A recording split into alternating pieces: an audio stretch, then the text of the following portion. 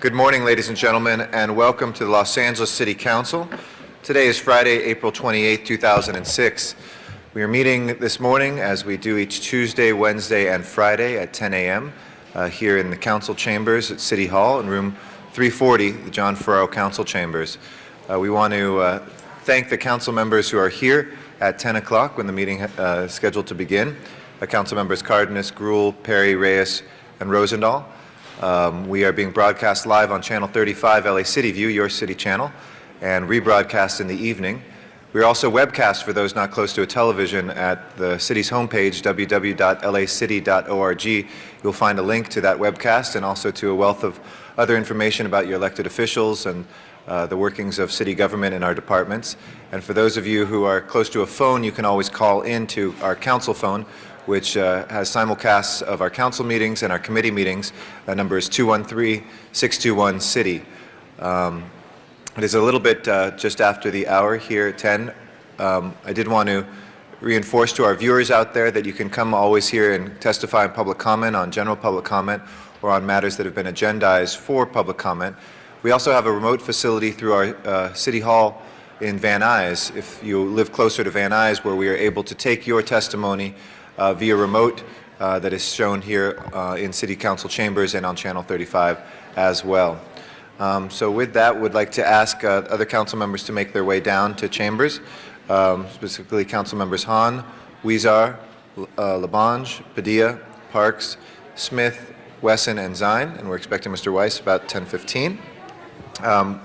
As is normal on Fridays, we have a number of presentations to begin, and we will begin those in just one moment. I didn't know if that was what you were calling about, but I had heard it from various other, well, no, I actually heard it from Cecilia.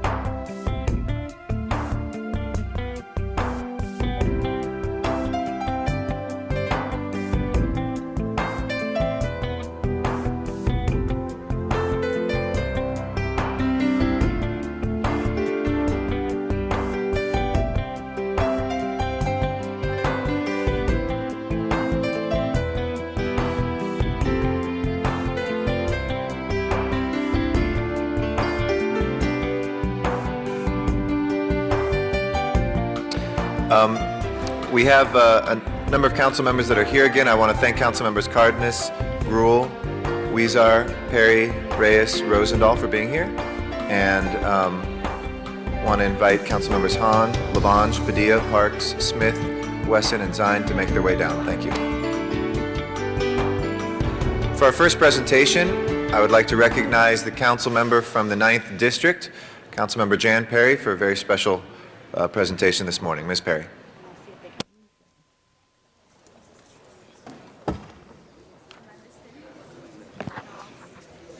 Can everybody from the Heart Project come up here and join me?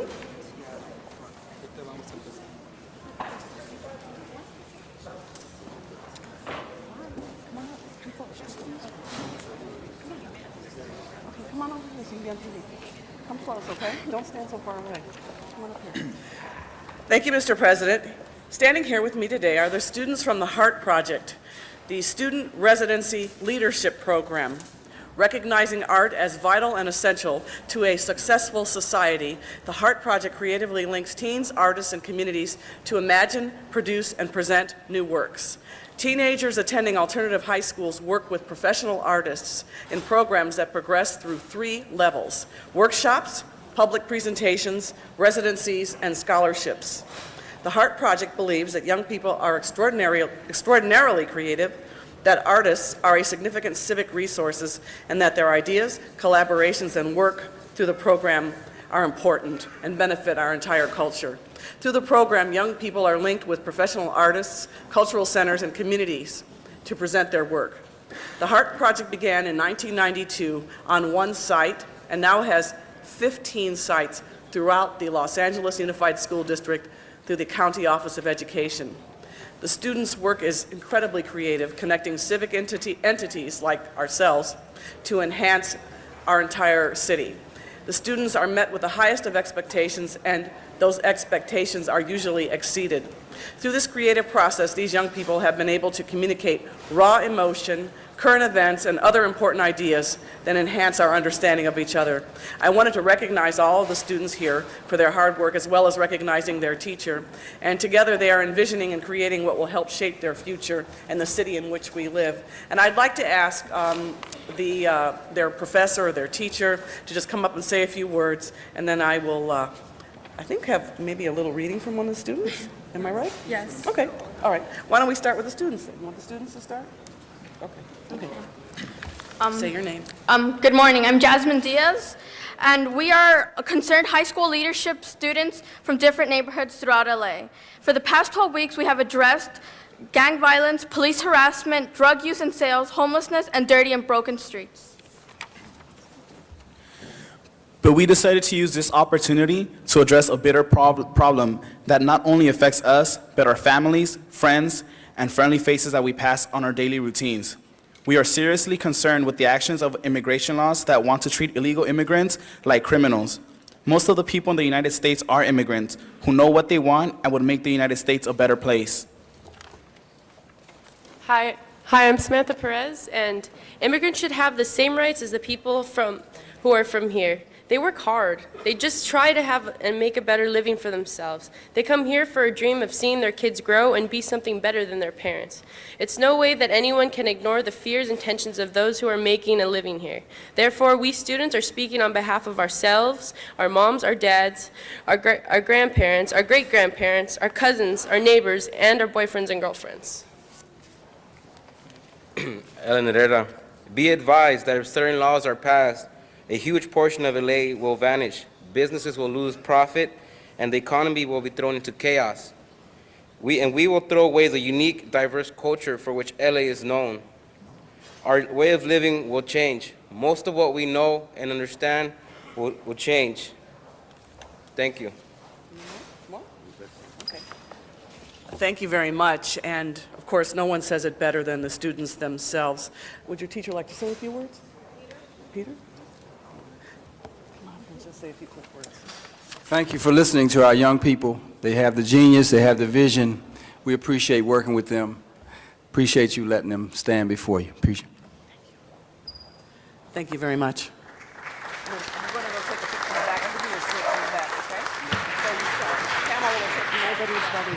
Thank you, and Ms. Perry has a second presentation as well. What's the second one? Okay. Okay, I'd like to call the representatives from a place called home to join me up here. This is another outstanding community-based organization in Council District 9, and they have done some incredible work for the young people of this district. This organization was founded in 1993 by Deborah Constance and was created to give young people in South Los Angeles a safe place to flourish after school with nutrition, homework assistance, playtime, and a sense of security. The mission of A Place Called Home is to provide young people a good family environment where they can gain hope and belief and trust and self-respect while learning skills to lead productive lives, free of gangs, drugs, and full of promise and possibility. This bold mission includes revitalizing the area in which they are located and expanding their center, rehabilitating a 6-block radius around the center over the next 5 years, 1 block at a time. In 1997, A Place Called Home was recognized at the President's Summit as one of the top teaching examples in the United States. And in April 2003, A Place Called Home was awarded the President's America's Promise Award, honoring it as one of the safest places for children. To give you an idea of how much A Place Called Home has grown, it began with 12 children in the basement of a church and now has grown at an exponential rate. With its new 10,000 square foot facility, the organization has been able to offer programs such as an all-day school in collaboration with the Los Angeles Unified School District, computer labs, art, dance, music, tutoring, and mentoring. Place Called Home has celebrated its 10-year anniversary with a membership of over 4,000 8 to 20-year-old young people. I'm honored to have such a group located in the 9th District. They are impressive in their ability to profoundly touch and change the lives of thousands of young people every day, and I wanted to take this opportunity on the occasion of their anniversary to thank them publicly. And present today are Chairman Robert Israel, Thione Gordon, and then Vice Chair Bruce Newberg, and Scott Culberson is here as well. One of you want to say something? Just say, introduce yourself. Thank you. I'm Thione Gordon, the Executive Director of A Place Called Home. We are very grateful for this honor today, and A Place Called Home continues to create quiet miracles in the Ninth Council every day. With the support of Jan Perry's office, we have been able to work with our over 4,000 annual membership in providing care for our youth after school and during the intercession period, during the track sessions. We want to thank you once again, and we'll continue to be there for you as long as you are there for us. We hope to continue our support with the Ninth Council and continue working with our youth 8 to 20 over the next thousands of years. Thank you. And we're going to take it in the back and do a presentation in the back, too. Thank you very much, and happy anniversary. Thank Go on in the back with Pamela, right there. Okay, is that it? Is that it? Thank you. I'd like to recognize Council President Eric Garcetti for a presentation. Absolutely. We're going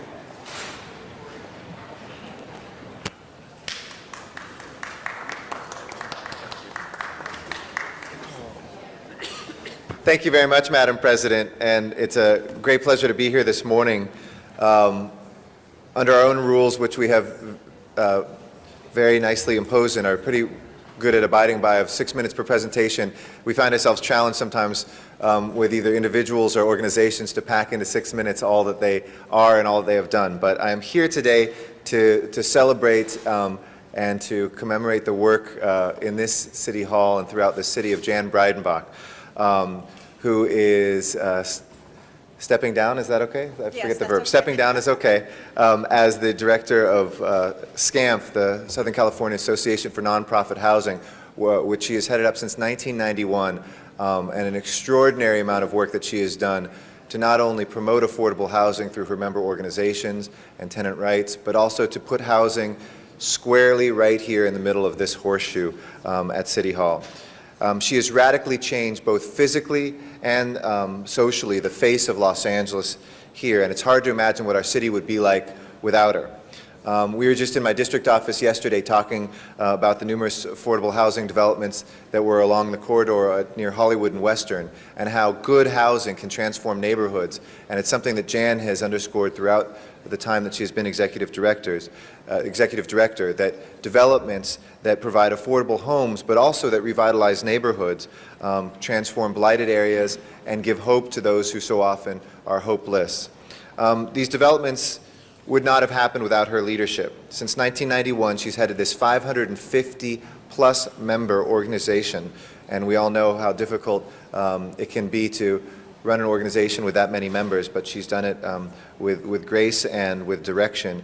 And each one of those organizations helps to preserve and to promote affordable housing for lower-income people here in Los Angeles. SCAMF not only promotes affordable housing, but also helps shape local and regional and state policy, even national housing policy. Prop 46 was one of the legacies of Jan, together with so many other people. But the organization also provides critical technical advice to those groups that want to build housing. As if it wasn't enough that she led SCAMF, she also led Housing LA, the remarkably successful campaign to establish an affordable housing trust fund here in Los Angeles. And Jan helped create, though we still have permanent funding needs for it, but the largest affordable housing trust fund in the country, which since 1993 has funded the construction of 3,522 units of low-income housing. Let me repeat that, 3,522 homes for children, adults, and seniors who otherwise would not have access to affordable units, 3,522 homes that will prevent homelessness, 3,522 homes that are newly constructed or rehabbed throughout the city. This is an incredible accomplishment. Please give her a round of applause for that. She also worked as executive director of SCAMF to issue a NOFA for the first ever joint development of a school with an affordable housing development on site in Los Angeles that I know Mr. Reyes worked on, others. She's a UCLA School of Public Affairs Senior Fellow, and I know we're honoring UCLA later, and a Fannie Mae Foundation James Johnson Fellow. She served as a commissioner for us as well with the Housing Authority and the Affordable Housing Commission, and has over 25 years of experience. We are very sad to see Scamp lose you, but we know that we still have you here in Los Angeles and in Echo Park, indeed, just up the street. And we're honoring you here today because you are a hero to so many. So please join me in congratulating Jan Breidenbach in an incredible run as Executive Director of Scamp and what will be a continuing incredible run as an activist here in Los Angeles.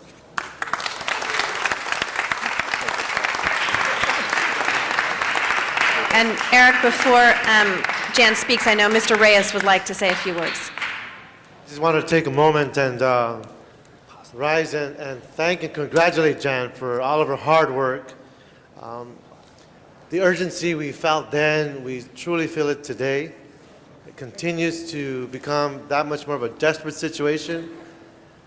They say that today's market value was yesterday's affordable. And when they tell me, when the developers come and say, we're going to provide low-income units, and they tell me the affordable is going to be $350,000 for a condo, and they're looking at, what, $1,500, $2,000 for one bedroom, you ask the question, for whom is it affordable? So the questions you've been raising for the past 10 years and so are very relevant today, but without your stewardship, we wouldn't have gotten this far. I'm hoping when the inclusionary zoning debate comes back that we have the type of discussion that does away with the attitudes of misinformation, trying to shape an argument that does not cover the needs of the whole, and that with your stewardship and whatever role you play, that we continue to work together. So thank you, Jan, for all your hard work, your leadership, and all the accomplishments. Congratulations. Thank you, Mr. Reyes. If I may, even from here, also acknowledge Jan for her many, many years. We had the pleasure of working together while I was at the Department of Housing and Urban Development, and she is a tireless advocate, passionate, and smart about being able to organize people for this cause. And I know that even though she is stepping down from this organization, from SCAMP, that she's already told me it's just the beginning of her next life and continued advocacy for housing. So I just want to thank you. You've been a good friend and an advocate that I have admired and learned a lot from. So we're sad to see you leave SCAMP, but know that you'll be there to support us in our efforts to create more affordable housing here in Los Angeles and the state of California. So congratulations, Jan. The microphone is yours. I hope this is yours. The microphone is mine, he just said. I'll be very short. It's been my honor and my pleasure to work at the Association of Nonprofit Housing all these years. It was kind of a fluke that I went in and applied for that job. Somebody said, there's this group and you don't know them and they don't know you, but they're kind of looking for an organizer, and I went in and it was a match, and every day I've loved going to work. I never didn't like it. I never got up in the morning and said, I don't want to do this. But I do want to say that the only reason I got to do work that was so much fun, that was able to maybe have an impact, is because of people like the guys behind me here, who are the ones who actually go out and find the land, dig in the dirt, find the people, do the kind of day in, day out work of getting everything built. And I've been to many of their projects, but I've also been to their meetings when they have to fight NIMBY, and I don't know how they do it. I've had the real fun part, and I just want to thank them, and through them, the work that we have to do for everybody who lives here, who doesn't have a safe, decent, and affordable place to live. As long as that's the case, we should be happy I'm happy for me, but we should hang our heads in shame until we change that. Thank you. Thank you so much, Jan.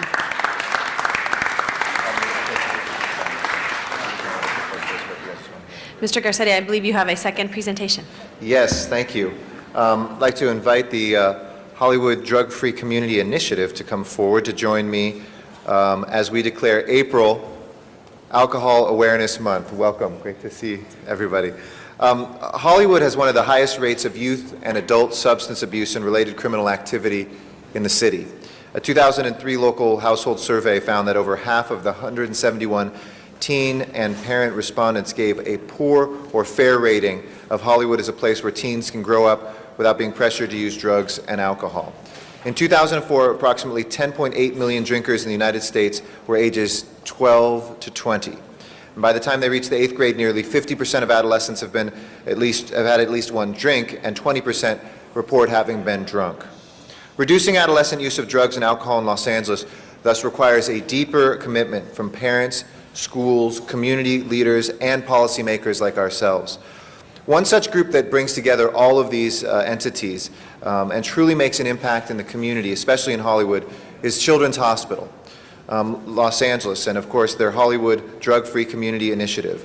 Building on a similar model that they used to combat teen pregnancy, a very successful model that reduced teen pregnancy in the Hollywood area dramatically.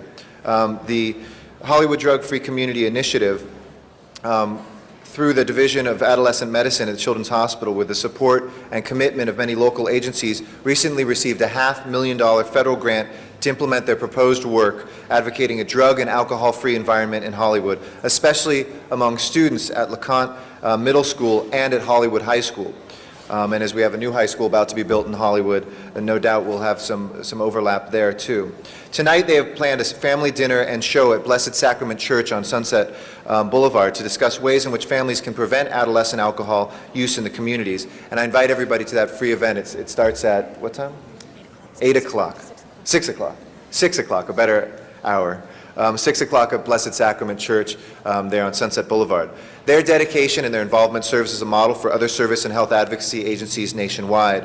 And I look forward to that continued dedication to support young people's hopes for the future. So I urge my colleagues in joining me in supporting all of the activities which promote alcohol awareness and to declare April as Alcohol Awareness Month in the city of Los Angeles. And with that, I'd like to give this resolution which declares that and introduce Aida Cerda to say a few words about this project. Please welcome her and the great work that they're doing.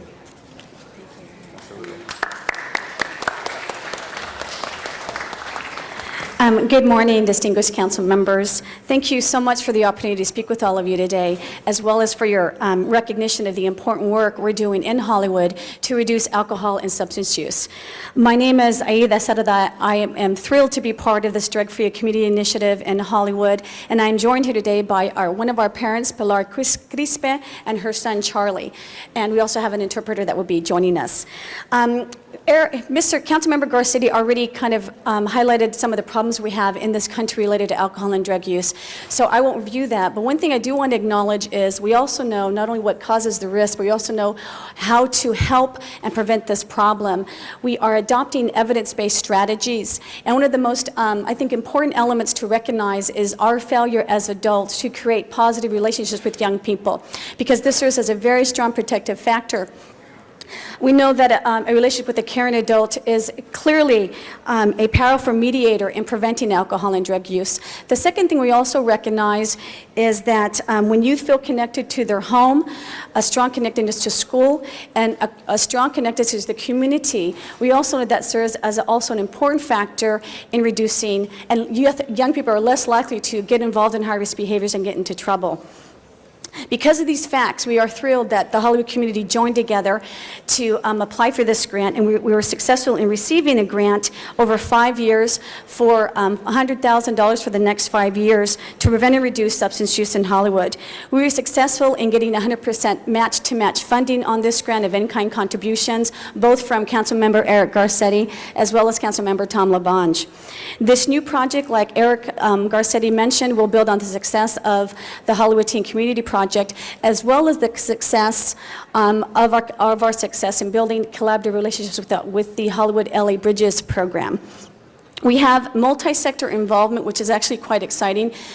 We have members from the LAUSD School District, Hollywood High School, LeConte Middle School, Blessed Sacrament, City Council representation, thank you, Joe, the Hollywood Police Department, Parks and Recs, businesses, and the media. We know in Hollywood as well that we look forward to kind of building stronger relationships with the media and with local businesses. So once again, we're delighted to be here, only with the dedicated resources of City Council, of the federal government, private foundations, and the county, as well as our human investment of our time and efforts, we will be able to reduce substance abuse in Hollywood. So thank you very much. Muy buenos días. Mi nombre es Pilar Quispe y yo soy madre de 3 jóvenes de 15, 16 y 13 años. Y yo estoy muy preocupada porque en mi comunidad ha aumentado mucho las drogas y el alcohol. Tengo un parque muy cerca de mi casa y yo no puedo enviar... Oh, I'm sorry. Perdone. Sorry. Good morning. My name is Pilar. I am the mother of 3 young boys, ages 16, 15, and 13. Sorry. Y que estoy muy preocupada porque ha habido un aumento muy grande del alcohol y las drogas en mi comunidad.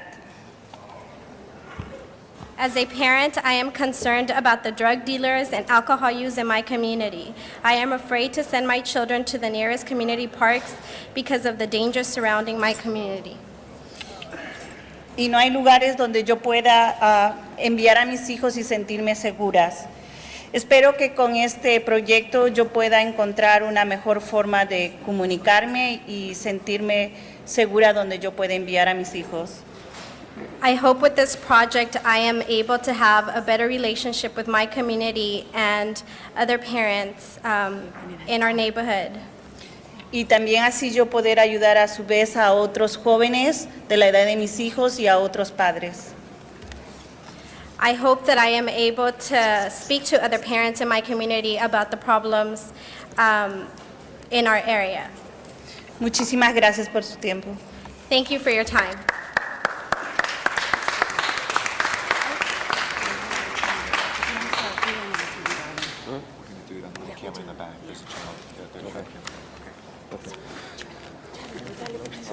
Sorry. Thank you. We want to respect the time. We'll continue some of the presentation with the camera in the back. Thank you very much, Madam President. We appreciate it. Thank you, Mr. Garcetti. I'd like to acknowledge Mr. Cardenas for our next presentation.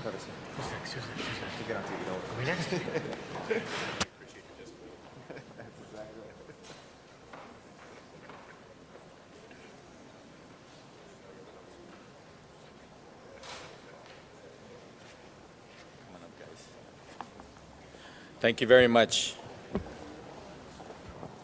I'm standing here with a group of men who like to be referred to as the handsome marshals, or on the other side of the border, los guapos, is what they like to be called.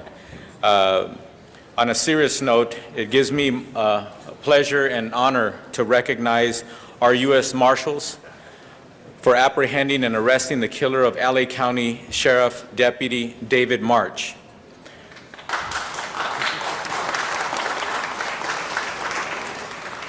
The key marshals involved in the arrest are Task Force Commander John Clark, Deputy U.S. Marshal Anthony Burke, and Deputy U.S. Marshal Jose Chavarria.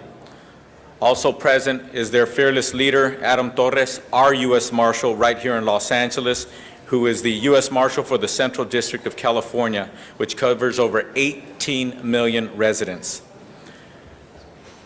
Let me give you a synopsis of what occurred. In April of 2002, LA County Sheriff Deputy March was violently killed by Armando Garcia during a traffic stop in Irwindale. Garcia shot Deputy March numerous times in the face, neck, and chest with a handgun and then fled the scene to Mexico. Garcia remained a fugitive in Mexico for almost 4 years. The LA Regional Fugitive Task Force and the U.S. Marshal Service worked with the LA County Sheriff's Department, the LA County District Attorney's Office, the U.S. Department of Justice Office of International Affairs, and the Procuraduría General de República and Mexico's Agencia Federal de Investigaciones during the long investigation throughout Mexico. This past February, just a few months ago, their efforts and hard work paid off as Armando Garcia was arrested in Tonala, Jalisco, Mexico on February 23rd while he was walking out of his uncle's house, and he was brought here to the United States by these marshals and brought to justice. Let's give them a hand.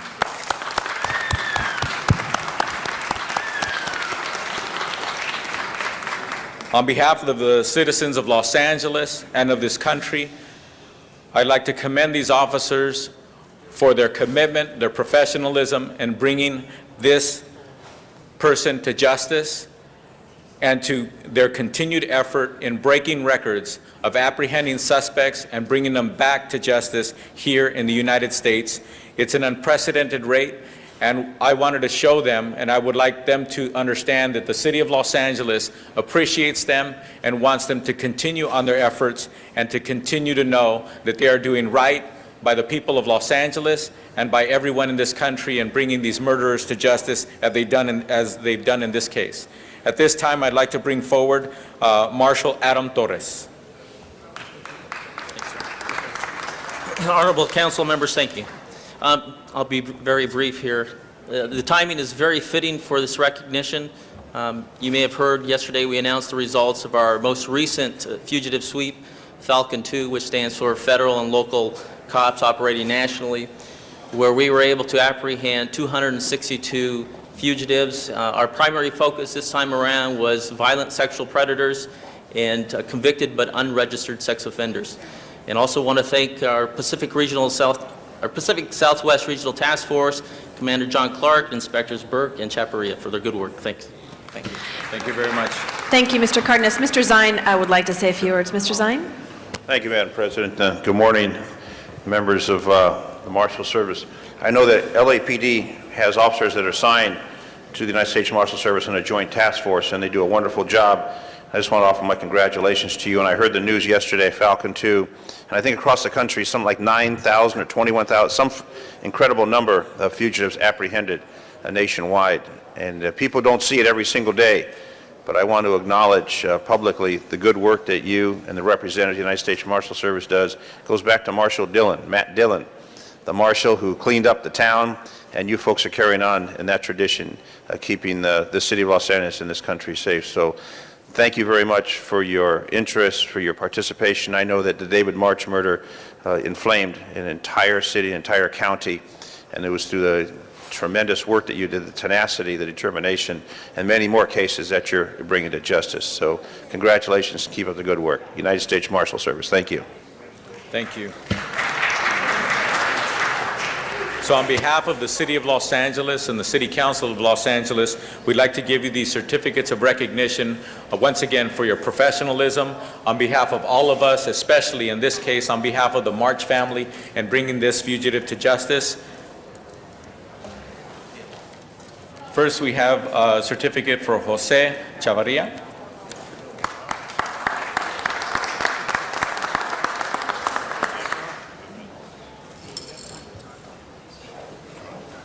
John Clark.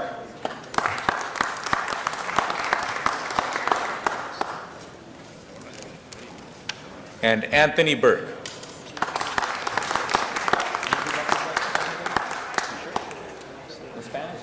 Give a message to these fugitives? We're not good speakers. All right.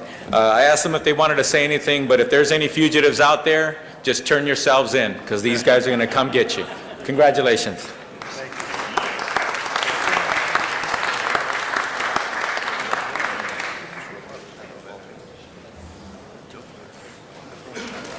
Thank you. I'd like to acknowledge Mr. Wisar for our next presentation.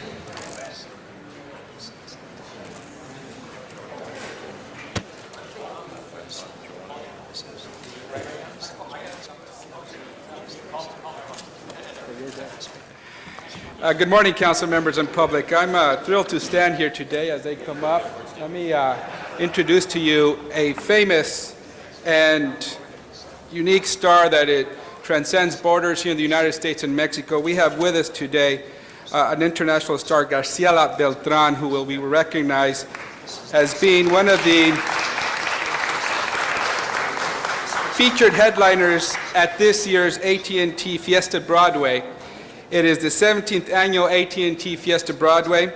It commemorates the Cinco de Mayo celebration that we celebrate here and in Mexico, and it commemorates the date in which Mexican troops were victorious over the French army in the Battle of Puebla.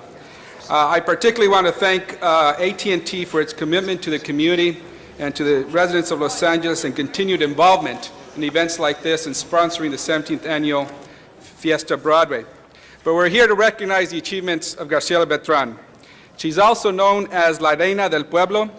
She was born on December 29th in a small town of Sinaloa, Mexico, not far from where I was born in Zacatecas, Mexico. At age 6, she started performing professionally with great acceptance by Los Angeles residents, a city where her family migrated in search for the American dream. Her dreams became a reality when she recorded her first albums accompanied by banda. For those of us who love banda, I do, I'm one of them, and mariachi and norteños. Right. She has covered the full spectrum of Mexican music. Soon after, EMI Latin Records discovered her great talent and produced her album, Baraja de Oro, an album which became platinum. In 1995, this was the year of Graciela Beltran. The demand for her personal appearances in Mexico and the United States was incredible. Her participation was requested by important international television shows like Sábado Gigante, Siempre en Domingo, and many more. Right after her album that featured Graciela's hits and those of the deceased Selena, named Las Reinas del Pueblo, she became known not only by the press, but also by her fans as La Reina del Pueblo. In English, it means Queen of the People, a nickname that she still carries with pride. Let me tell you a little bit about her other accomplishments. She has been in 5 films, 13 recorded albums, duets with Etnia Nazario and Emilio Navaria in the 1996 Olympics album Voces Unidas. She has been in the soundtrack of Selena's movie with Barrio Boys and Bobby Pulido, and more important duets with Los Tocanes de Tijuana and Grupo Modelo. She has been nominated for 3 consecutive years for Premio Lo Nuestro, and she has also recently been nominated for the first Latin Grammy Awards. She has countless number of other recognitions, but most of all, her greatest achievement is the recognition and love she has received by her fans here in Mexico, throughout Latin America, and internationally. Ladies and gentlemen, let me introduce to you as we recognize Graciela Beltran.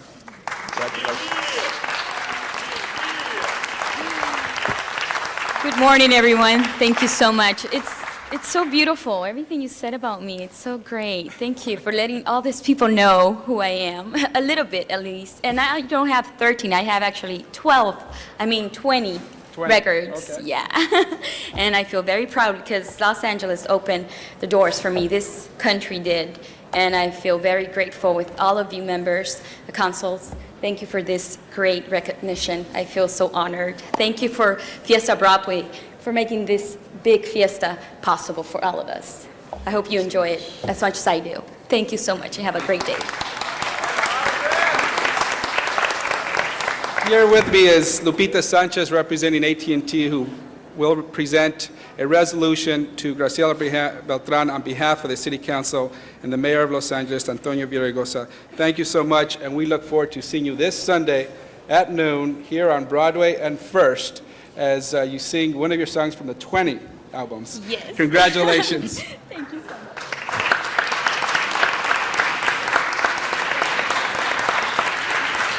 Thank you very much, Councilmember Huizar. I'd like to now acknowledge Councilmember Perry for her next presentation.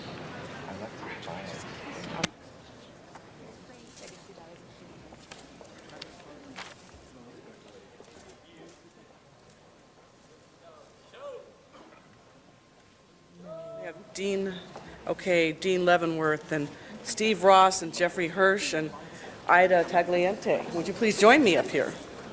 And Mr. Labange, okay, he's not here. Okay, not here yet? Okay. I know that Mr. Labange wanted to join me as Chair of Arts, Parks, and Aging Committee to welcome the C-SPAN book and television bus here to Los Angeles City Hall. C-SPAN, a public service of the cable television industry, joined with Time Warner Cable to bring the C-SPAN book TV bus to the city of Los Angeles. C-SPAN's programs are a part of the fabric of American civics and public involvement with their government. Book TV has brought the works of hundreds of authors to millions of viewers, and in doing so, they are demonstrating the importance and joy of literacy reaching over 80 million homes. So today, the City of Los Angeles congratulates Time Warner Cable and C-SPAN for their commitment to informing and educating the public here in Los Angeles and across the nation. The mobile unit is here in Los Angeles this weekend for the Festival of Book Celebration. It will be here in front of City Hall on Main Street from 9 a.m. until 1 p.m. today. From here, it will travel to the Central Library in an effort to promote literacy and the importance of reading. So I would like to invite everyone to visit the bus downstairs and interact with the staff and read some of the books on the C-SPAN Book TV bus. Somebody want to say a few words? Okay. Say your name.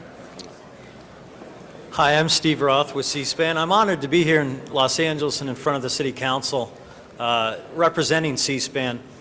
I want to just echo those remarks and say that we launched Book TV nearly 10 years ago, and it, for us, is a demonstration of our commitment to nonfiction books, nonfiction authors, and the rich array of subjects that they explore.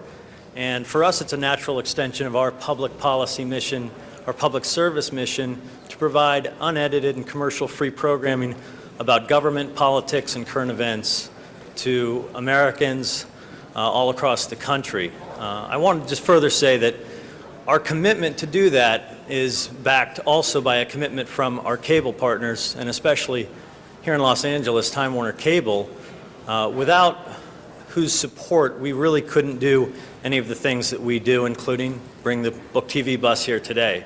So their support of us is fully voluntary and has been ongoing for nearly a quarter century.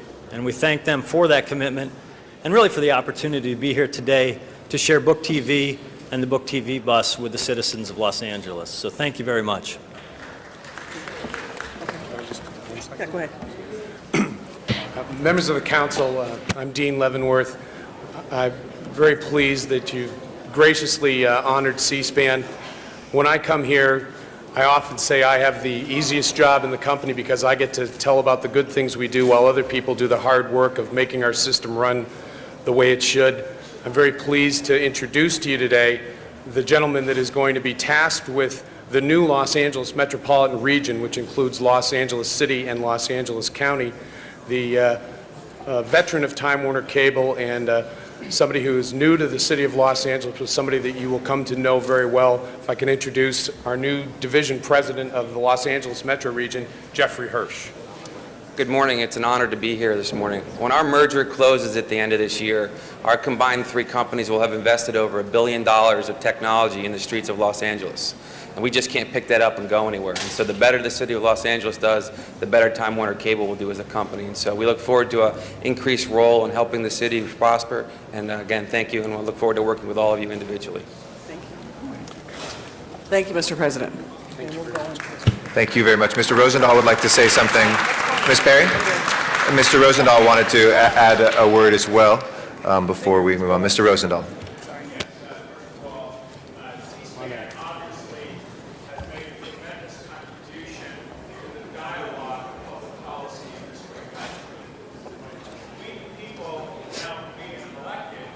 To know what's really going on and what's really happening. And what C-SPAN has done to allow the discourse in our great nation to be shared with millions of Americans is a tremendous public service. And I applaud C-SPAN for its leadership.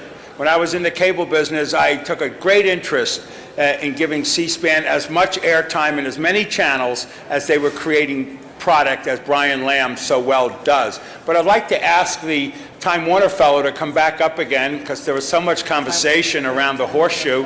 And I'd like to say a couple of things to you. First of all, welcome to Los Angeles, into a significant position that you will have for all of us. You do a great job in New York with Time Warner Cable, with New York One. It has been a trailblazing breakthrough in local television. Our city here has a lot of television stations, and I might say that a lot of it is soundbite journalism, bleed if it leads, and the context of issues is not explored to the depth that you do with New York One in New York. We urge you and encourage you as you come before us to become part of a huge megalopolis in LA, to consider a LA one, so that we in Los Angeles get the same quality, substantive, finish your sentences, finish your thoughts kind of television that you created in New York as a public service to our people here. And when we get into this discussions about transfers and renewals and all these other things, I just want to make sure you understand what you did in New York. We want an LA one, and we welcome you to Los Angeles. Thank you. Thank you so much. Thank you very much, Mr. Rosendahl, and thank you, Ms. Perry. Thank you. Next, I'd like to recognize, I don't think we have the Bruin fight song to cue, but I would like to cue Mr. Weiss, and I know that got Mr. Smithsire right there, and Ms. Gruhl to join for a special presentation Mr. for Reyes all is gonna UCLA join us fans. as well. Mr. Reyes as well. Come on up, guys. Robin, Mike, are you okay? Rob, how about Robin? Come on up, Robin. Robin gets to, yeah. Thank you. Good morning, colleagues. This is a very, very bittersweet period of time in West LA and throughout Los Angeles. Those of you who were at the CCA event yesterday saw that one of the Treasures Award went to outgoing UCLA Chancellor Al Carnesale, and he is very graciously here today in council as part of his victory lap, as part of his victory tour throughout the city of Los Angeles. I first came to know of Al Carnesale in the mid-'80s when I was in, and Jose Huizar, Bruin is here, when I was studying national security policy, and I came across this author known as Carnesale and Nye. And no matter where I turned in the area of national security policy, the first and last word was always this guy named Carnesale and Nye. And I never thought I'd ever have the chance to meet part of this entity, Al Carnesale, but it is absolutely the truth that in the mid-1980s, particularly when much of the intellectual capital of this country was focused on the Reagan buildup and on the end of the Cold War with the Soviet Union, that really the intellectual foundation for much of the arms control regimes and frankly for the national security regimes came from Al Carnesale. And so I was extraordinarily delighted when, as it turns out, 9 years ago, UCLA had the very good fortune of cutting a pretty good deal with Al Carnesale and ensuring that he would be here in Los Angeles. I don't think any of us expected that 9 years would go by so quickly, but I can tell you this, it is an incredible testament to Al, an incredible testament to his wife Robin, and really a great testament to Los Angeles that when Al leaves UCLA, he's going to go back to Harvard for a year and then come back to live and teach in Los Angeles. I mean, this is someone who truly can work anywhere in the world. There is not an institution from Europe to anywhere across the United States, a foundation, and really not a position in government that Al Carnesale could not have if he wanted it. And what he and Robin want to do after the next year at Harvard is return to Los Angeles and return to UCLA. So clearly you have come over the past several years to love LA, but not nearly as much, Al, as LA has come to love you, and we have so much to be thankful for. So please, colleagues, join me and the rest of us who are UCLA alums in thanking and honoring outgoing UCLA Chancellor Al Carnesale.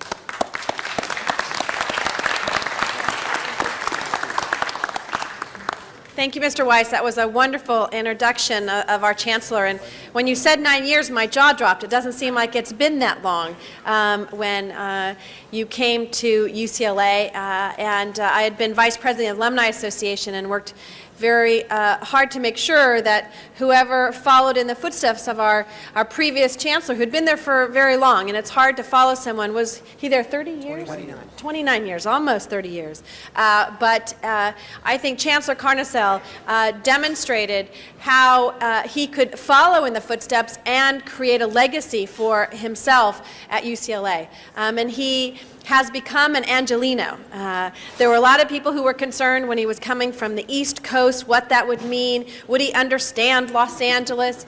And I know that he has become a part of the city. And I'm so pleased that he has taken UCLA to another level, and not only in ensuring that they have enough funds to do what they want to do on that campus, but more importantly, has made it part of this community. He has ensured that they focus on issues that are important to us. We work so very closely with UCLA and the School of Public Policy. I've had the pleasure of working with them on a number of projects, and they recognize that a university is not an island here in Los Angeles, but part of Los Angeles. And so I'm so pleased, as Jack mentioned, that he is going away just for a little bit of time, but we'll be back here in Los Angeles and continue to be, I think, a real force in ensuring that Los Angeles becomes what we'd like to see it become, one that we improve our quality of life, that we celebrate our diversity.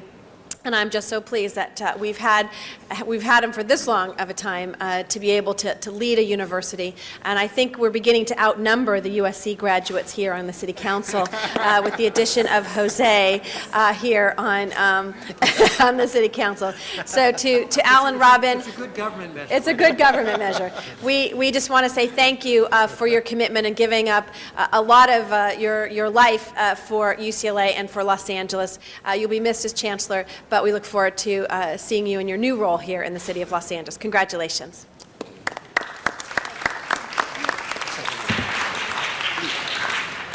Look at those Bruins. They're so polite to each other.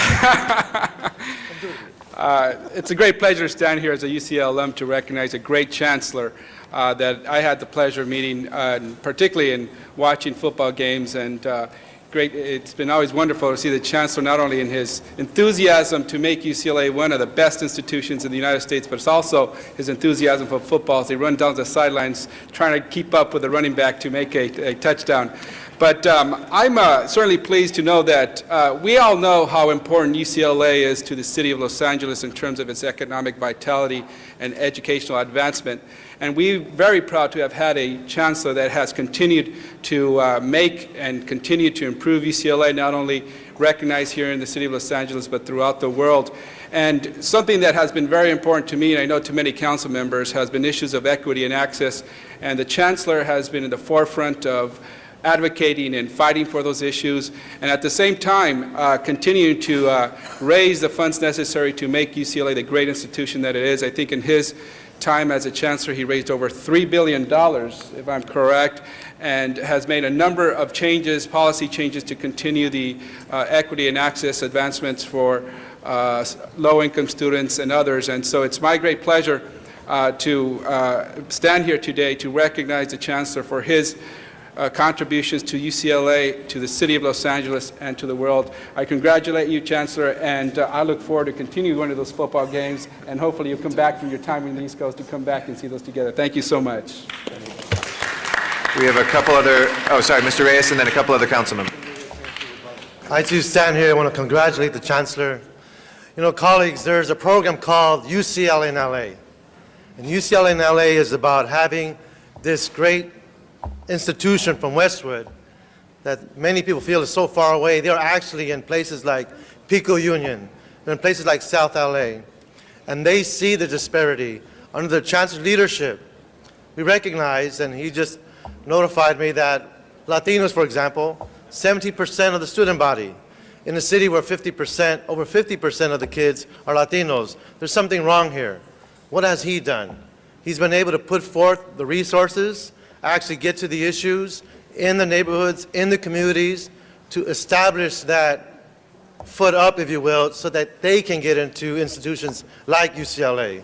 So for that, I thank him for all the young folks in the neighborhoods who see UCLA on television, the great basketball teams, football teams, and wish that they could be part of that. And perhaps some of them will in the future, and hopefully through the Chancellor's leadership, the momentum he has set, that we can overtake the Prop 209 type of legislation that takes away opportunities for those who so much deserve it. So thank you, Chancellor, for your leadership, for being at the cutting edge and looking out for everyone. Thank you so much. Just before you begin, Chancellor, I'd like to recognize 3 council members, Rosendahl, Wesson, and Padilla, who'd like to add their good wishes as well. Mr. Rosendahl. Chancellor, congratulations on several fronts. I remember when you first came to town, I was there. Jane Harmon did a reception. You had come from Boston, and then we had a great relationship with the television show. You came on various subject matters and provided great insight on those issues, especially terrorism and the whole threat to society. Obviously, after 9/11 and everything else, what you were a forerunner for is now prophetic today. And what I find most exciting, having been a chancellor of a major university, raising $3 billion, developing the curriculum and the support for both faculty and students, you're now coming back in the faculty role to give the respect to a teacher. You are a teacher, and you will be hands-on again with students, educating them, and that speaks volumes for the kind of person you are. Congratulations on all you've done for us. Thank you. Next, Mr. Wesson. Thank you, Mr. President and members, and to Chancellor and Robin. It has just been a delight to know you. In fact, it was just a couple of weeks ago I had the honor to sit next to your wife at UCLA when they were honoring Supervisor Yvonne Burke. I had the pleasure to represent UCLA for several years when I was in the California State Assembly, and whenever I needed research, whenever I needed information, we would collaborate. The Earned Income Tax Credit bill that I tried to pass that showed that there were hundreds of millions of dollars that people in this city, this state, were not drawing down on. That data was based on research that was given to me by this fine university, UCLA. I also have a son that hopefully one of these days will graduate from UCLA, even though I suggest to him, you need to take more than one class a quarter, but no, he does better than that. But it's just been phenomenal.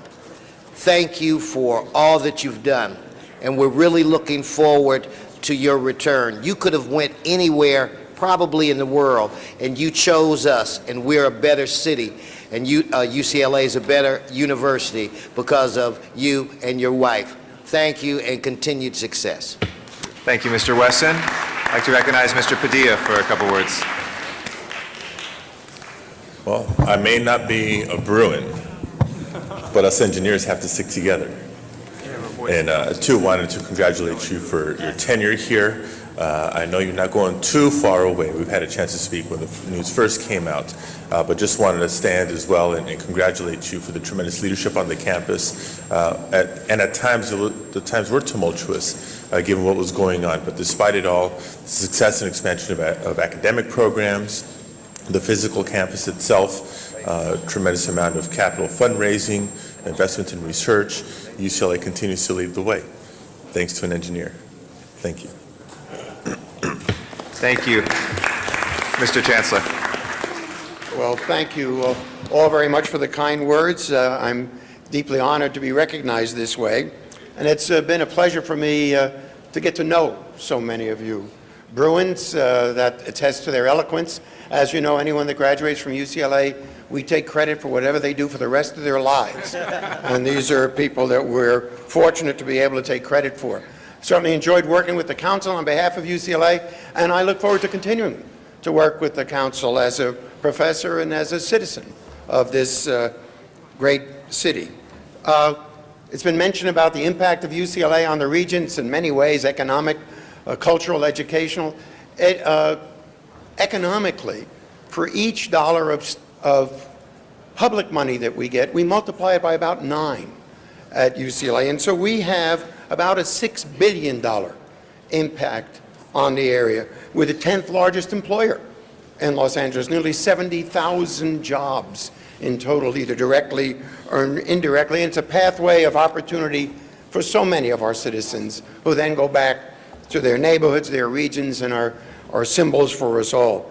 So the excellence extends beyond the campus. Our UCLA in LA program has been said has more than 100 partnerships with community agencies working here in the city. So we're fortunate we have a real-world laboratory to learn from and a real world in which to contribute and participate and put to work the knowledge that's been gained. Our medical enterprise, one of the finest in the country, served more than 500,000 patients last year, most of them, of course, from Los Angeles. The arts and cultural activities, more than 500,000 people come on campus. Some of you may be there this weekend for the Festival of Books that we do in collaboration with the LA Times. More than 100,000 people will be there in those 2 days. But what we must always remember is the University of California was established to provide excellent education and broad access. And we've got to continue to do that despite the fact that the state contribution to UCLA's budget is now less than 15% of our budget. So we've got to work together to benefit our citizens, our community, to continue to demonstrate this leadership. And I want to thank all of you for what you've done for Robin and me, for what you've done for UCLA, for what you do for Los Angeles, and for all that you're going to continue to do for UCLA and Los Angeles in the years to come. Thank you all very much. Thank you, Chancellor, and to you and Robin, we wish you all the best, and we're so pleased to have been graced by your leadership these past years. Thank you so much. Thank you very much. All right. Our next presentation, we have CD 12 ready? Yes, Mr. Smith? I'd like to recognize Mr. Smith next. Yes, and before, on your way up, Mr. Smith, I'd like to recognize Mr. Labange for an introduction. If we have a very special guest this morning, please welcome the Deputy Assistant Secretary, Deputy Director of Diplomatic Services of the Office of Foreign Missions for the Secretary of State. Please welcome Mr. John Gaddis right here. John, thank you for coming. Thank you very much. Okay, appreciate it. John's a great man from the state of Texas. He's happy about what happened there at the Rose Bowl this year, but he's also happy about the State Department's effort trying to help international diplomacy. Thank you, Mr. President. Thank you, members. Thank you. Mr. Smith. Thank you, Mr. President. We're going to continue with the UCLA theme today, actually. And the presentation I'm going to make is to a professor at UCLA, but also a great colleague and an employee of the city of Los Angeles. And it's very appropriate we make this presentation today because this is Earth Day, Earth Month, and Eugene Singh has certainly been a leader internationally and in the city of LA as well on the issue of making the environment and working with government to make our role in making the Earth a better place to live. And as I said, he's a city employee. He works for our Environmental Affairs Department as well. Mr. Singh was awarded the U.S. EPA agency's 2006 Environmental Achievement Award to recognize his work for helping all levels of the government better protect the environment in dealing with solid and hazardous waste, recycling, and environmental management. In particular, he developed a system for the city of LA that addresses environmental justice in a solid waste permitting process, for which he invented a unique software that allows for better public participation and public notice. Mr. Singh also contributes as a college professor, as I said, at UCLA, teaching environmental law and environmental justice, and developing and training certificate programs that make solid waste and hazardous waste management safer for the public health and environment. Mr. Singh came to the United States as a child, and in the 1970s worked for the brand new, newly formed Environmental Protection Agency. There he patented a number of environmental innovations such as building materials made from recycled trash that even are today considered cutting edge. Mr. Singh has been a consultant for the U.S. EPA, the California Integrated Waste Management Board, California Department of Conservation, Los Angeles County, the cities of Los Angeles, Gardena, Carson, Glendale, and the governments of Canada, Mexico, China, Taiwan, and several European countries. He has helped design new facilities, created new methods to safely handle radioactive and medical waste, control landfill gas, and helped advance environmental regulatory programs. He even provided an on-site technical assistance to help in New Orleans with the enormous solid waste problems created by the Hurricane Katrina. I have had the pleasure of knowing and working with Gene for many, many years on environmental issues in the city of Los Angeles. He has brought great pride to us as a City of LA product, and certainly the things he have done for our Environmental Protection Agency, our environmental agency. And it's truly brought real recognition to the city of LA worldwide, and his new computer program, which is really beyond cutting edge. It's a fantastic program on environmental justice and really has brought a new technology to the world that is being embraced throughout the country. So on behalf of myself, on behalf of Grayfield City Council, we recognize your achievement as winning the US EPA 2006 Environmental Achievement Award, and your great pride to the city of LA. Thank you, Eugene, for your leadership. And before we hear from him, Mr. Cardenas would like to add some good wishes as well. Councilmember Cardenas. I'd just like to add to what Councilmember Greg Smith just pointed out about Eugene. Eugene, I just wanted to thank you for all the work that you've been doing, and thank you for all the good work that you're going to continue to do. We were on a trip to Arkansas together where we were looking at some new technologies, and your ability to assist us in understanding what's going on, your ability to assist us with your expertise and being with us when we have to make these kinds of decisions and these investigations, it really has served us very well for so many years. And once again, I just want to thank you. It's been nice getting to know you, and I look forward to continuing to work with you. Thank you. We also have with us, and I'd like to introduce him for a few words, Stephen John, who is the Director of EPA here at the field office in Los Angeles, and also a colleague of Mr. Singh's. Mr. John, welcome. Thank you. It's a privilege to be here today and to recognize Eugene Singh with this award. Every year, EPA Pacific Southwest region recognizes environmental heroes for their contributions. Only 39 environmental awards were given out this year for all of California, Arizona, Nevada, Hawaii, and all the Pacific Islands. I'm pleased to be here to represent EPA to recognize Eugene with one of these awards for his outstanding achievements in the area of environmental protection. Congratulations. Thank you. Oh, there's the award. That's it. And I'm very happy to introduce you now Eugene Singh, who also, by the way, his father is a really upstanding citizen in the 12th District as well. They're a great family. Mr. Singh? Thank you very much. I just say I'm very lucky and blessed to be able to work for such a progressive city and work with such a great department and such dedicated staff. Thank you very much. Nice and short. Thank you very much, Mr. Smith. Madam Clerk, please call the roll. Cardenas, Gruel, Hahn, Weezer, Labange, Padilla, Parks, Perry, Reyes, Rosendahl, Smith, Weiss, Wesson, Zine, Garcetti, 15 members present and a quorum, Mr. President. Okay, we have a quorum, colleagues. First order of business, please. Approval of the minutes. Okay, Mr. Zine moves, Mr. Rosendahl seconds. If there is no objection, that's unanimously approved. Commendatory resolutions for approval. Ms. Hahn moves, and Mr. Cardenas seconds. If there's no objection, that too is unanimously approved. Mr. President, this is the time for comments from the public on items not on council's agenda. Okay, now it's time for public comment for items that are not on our agenda but that are under our jurisdiction. We'll start out in Van Nuys, if we can connect with a remote facility out there with Bruce Darien, who is waiting. Welcome, Mr. Darien. You have 2 minutes to address the council. Good evening, or good morning, City Council. My name is Bruce Darien, and I once again am informing the council of the corrupt and fraudulent public contracting and subsequent cover-up of the criminal activities revolving around the Malibu Pier. This debacle has cost the taxpayers millions of dollars of false claims on the government by way of this corrupt project and the relationship to the fraud pertaining to substantial and illegal discharging to Malibu Creek and the Los Angeles River. Malibu Creek is in the Santa Monica Mountain National Recreation Area, which drains directly to the Malibu Beach and Malibu Pier. The fish are contaminated with high levels of toxins, and many people have become severely ill, and it is well documented.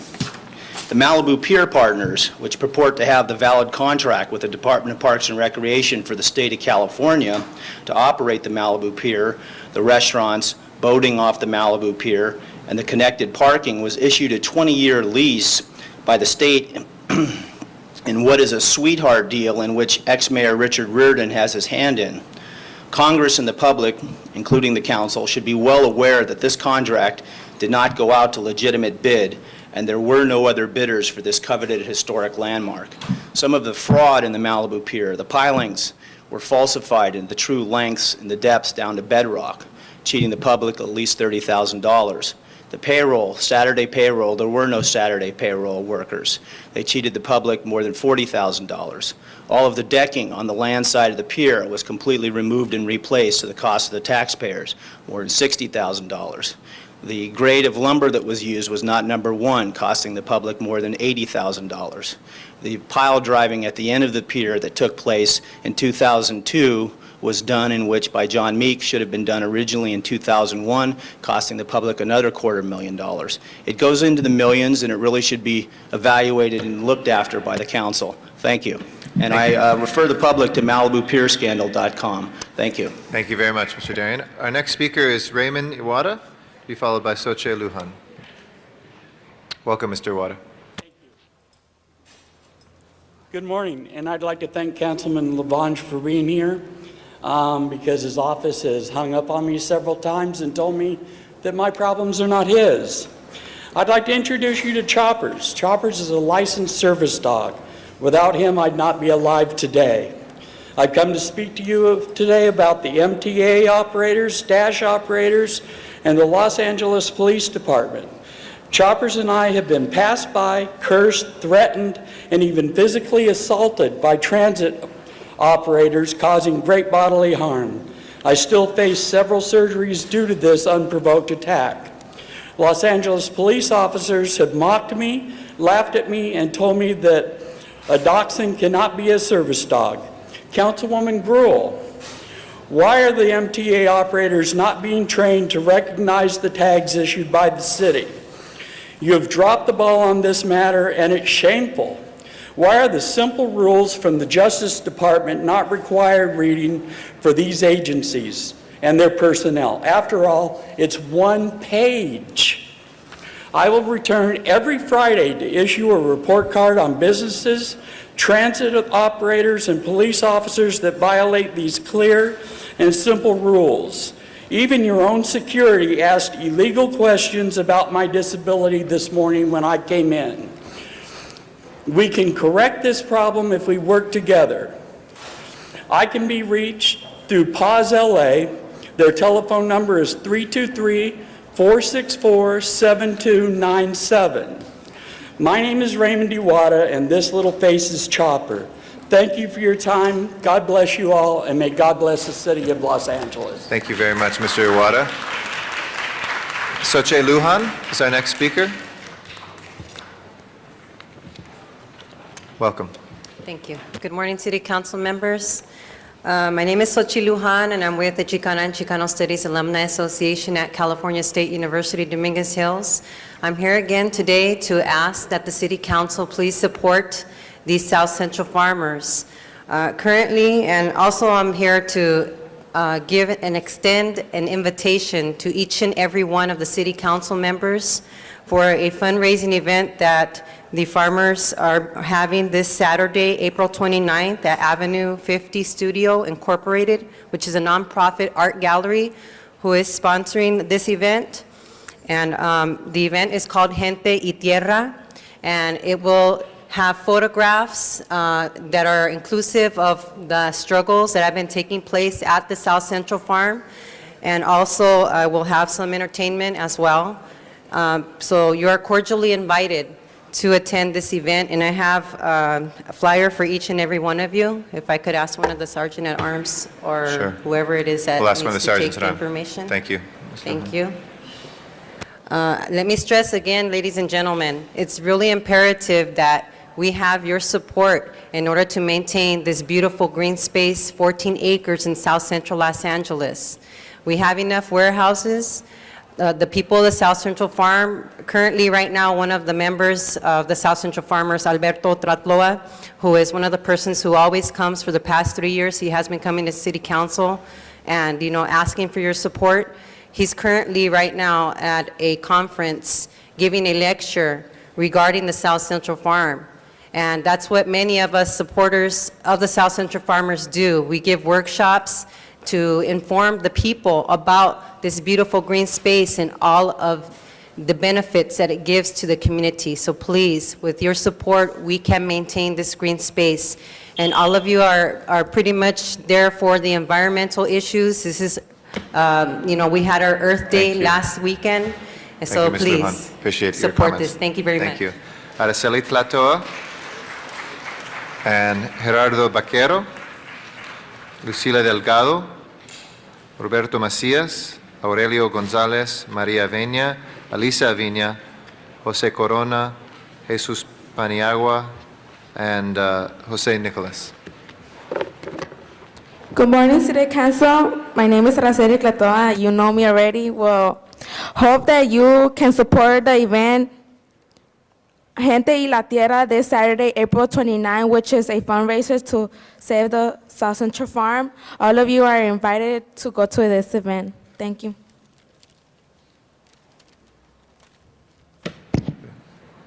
Buenos días. Good morning. Mi nombre es Gerardo Vaquero. My name is Gerardo Vaquero. Vengo en representación de los I came campesinos to del Sur represent Centro. farmers, South Central Farm.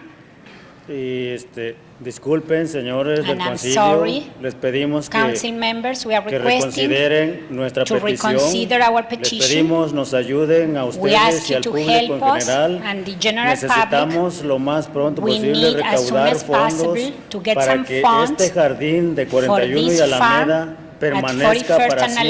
Alameda Se would be necesita safe más áreas forever. verdes We need more en green areas de esta naturaleza of aquí this adentro de la kind ciudad here in the city. para reducir la contaminación. reduce pollution. Ustedes saben que, You know que lo verde es vida. that green is life. Disculpen. I'm sorry. Gracias. Buenos días, mi Good morning. mi nombre es Jesús Paniaguas. My name is Jesus Y como Paniagua. varias veces he venido And several a times I came explicarles here y already to darles explain to mi you razón and to explain por la to you cual my nosotros reasons estamos why puestos en ese jardín porque we are de allí there in the garden producemos nuestros alimentos. because we produce Espero food que nos there. brinden su apoyo We hope para you que can siga support adelante us este jardín. to continue Es lo with que les pido the yo, farm. That's what I que am pongan requesting. atención a lo Pay que attention, uno please. viene pidiendo de hace mucho We tiempo. have been asking this for a long time. Muchas gracias y muy Thank amable you. por su atención. I really appreciate your attention.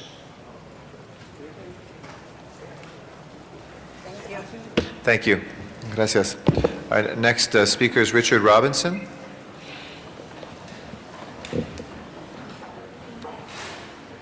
Welcome, Mr. Robinson.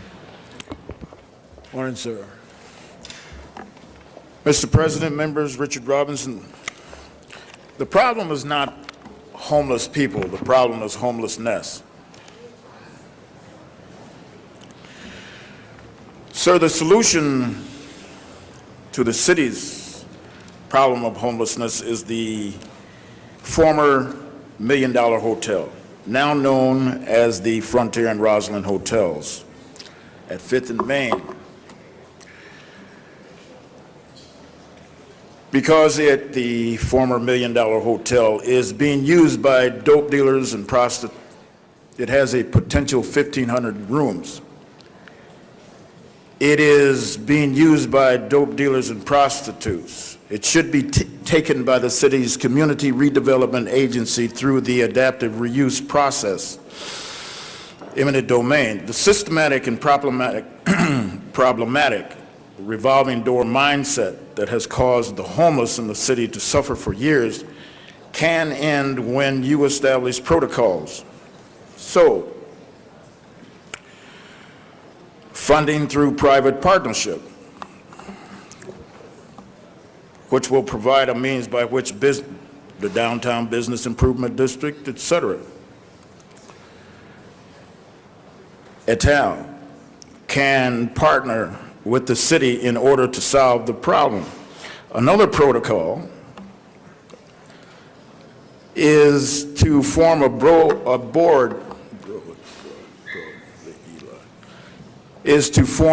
board of local churches so that they may approach President Bush, his faith-based initiative. Thank you, sir. Thank you very much. Our next speaker is Matt Dowd.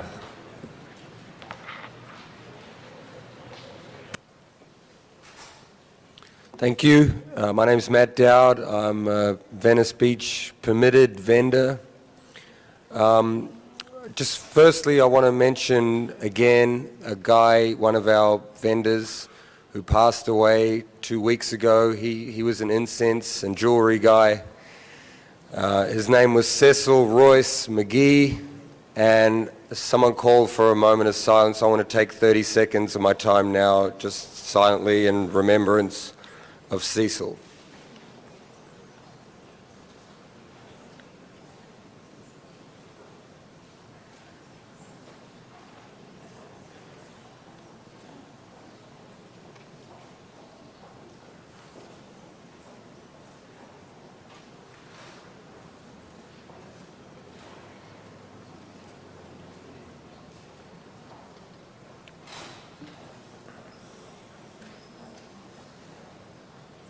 Thank you. Now, we have a real serious issue where it's not frivolous use of public resources. You know, we're real people. The fact that someone actually died, an innocent guy, while this is all going on, I think that's a tell right there. I respect Greg Smith a lot because you want to see an LA zoo that has elephants in it. You know, you want police money spent in the right place and not wasted. But how about when people go out to the beach, they want to see the original jewelry and the incense people? I mean, that's part of LA, and that's why it's a popular place. You know, Cecil and I, you know, he was one of my best friends, and I know he's gone to heaven, and in God we trust. All the transactions that we conduct are really a religious transaction because it's printed all over the money, and that's where we see there is no separation of government from Thank you very religion. much. Thank you. Our next speaker is Zuma Dog.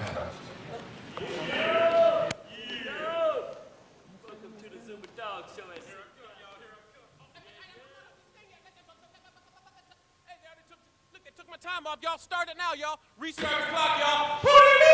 You got Zuma Dog 2 gangster for real, though. We gonna break it down. Everybody pay attention right here. I got an important announcement. First of all, if you want to find out problems happening at Venice Beach with illegal, unconstitutional police activity, tune in to Comcast. Tonight, 11 p.m., it all goes down. You feel me? I like to address Bernard Parks' district right here. We got some fine young people, children. Let me tell you what happens. First, the city will sell you a $20 lifetime contract. Then they'll change the law on y'all. Now, here's the problem. You got Mark Brown, the city attorney. He put together a nice little proposal to clean off all the commercial vending on Venice, and he proposed it to council, all of y'all. The only thing is it had no legal relativity because there was already a federal ruling on it. If you heard of Aesop Benson, look it up, y'all, because we doing real research, y'all. We got the Johnny Cochran team interested, y'all. We got newspapers, we got radio. How come it's up to us to tell all y'all that Mark Brown bamboozled the entire city council, everybody who voted on that ordinance? Check Abbott. Check the Aesop Benson, y'all, because that's the federal mandate that supersedes the local, y'all. So you got cops harassing people. First of all, the cops harassed me for my music too loud, even though it wasn't. They said, if you don't turn your music down, we'll get you on something else. Then I was freedom of speech talking. They said, if you don't stop, we'll get you on something else. Then I was here at City Hall a week ago today. They threw me out for no reason at all. We filed a charge, and the lieutenant and captain said, yeah, they threw you out for no reason, y'all. So now it's time to file a claim, y'all. And the point is, that's 3 strikes against the police. The police violated Zuma Dog's 3-strike policy, y'all, by infringing this a First Amendment issue. So here's the real deal, y'all. Venice Beach, in case you didn't notice, they passed an illegal ordinance on federal law, y'all. And here's what I gotta say. We're gonna be back there on the beach, y'all. Here's what I gotta say. Don't stop believing. Hold on to that feeling. Street light people. Thank you very much. Thank you. Your time is up, Mr. Dog. Our next, before we are hearing from our next speaker, Michael Hunt, before we hear from him, we appreciate Mr. Dog. We'd like to recognize next, excuse me, if you could please sit down. We would next like to recognize Mr. Parks for an introduction. Thank you, Mr. President. I'd like to ask the 30 children from Weems Elementary to stand up.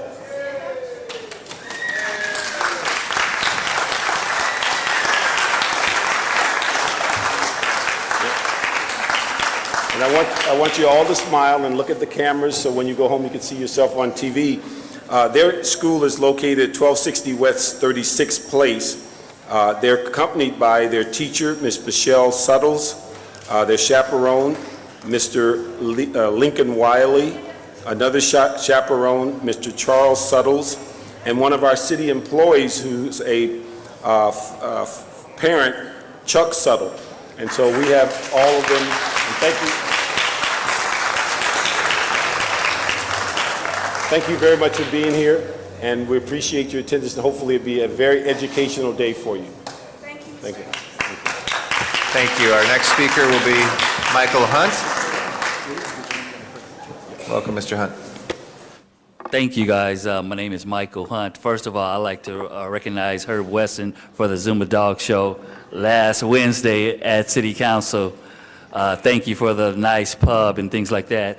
Second of all, I'd like to thank Bill Rosenthal at this point for investigating what Zuma Dog just said. It is real, you guys. The federal Constitution from the Ninth Appellate Court, it has been ruled on by a judge regarding the instance in oils and things like that. Second of all, I think that you guys should investigate Mark Brown because he's got you guys in a whole lot of trouble. If you guys go and do the research, such as I have, and work with the Attorney General, you guys know that that ordinance 4215 is not valid. That's why they won't call Mr. Rosenthal back, because they know that it's technically illegal, and it's got everybody in court right now because I'm actually representing myself on 4215s, and I'm subpoenaing each and every one of you guys who signed that bill. So I know the laughing matter is going to stop there. And when the court and the judge here, the judge already ruled, said that you guys couldn't take away my livelihood. Now the second thing is that 1,200 permits went out, invalid permits from the city of Los Angeles that are not valid contracts that they're selling to the community of the 11th District, Bill. That's something else you really have to worry about, because they're asking people to sign new contracts on top of new contracts on top of new contracts. You don't ask nobody to sign a new contract if the old one is still valid and says it's a lifetime permit. I'm really just being honest with you guys.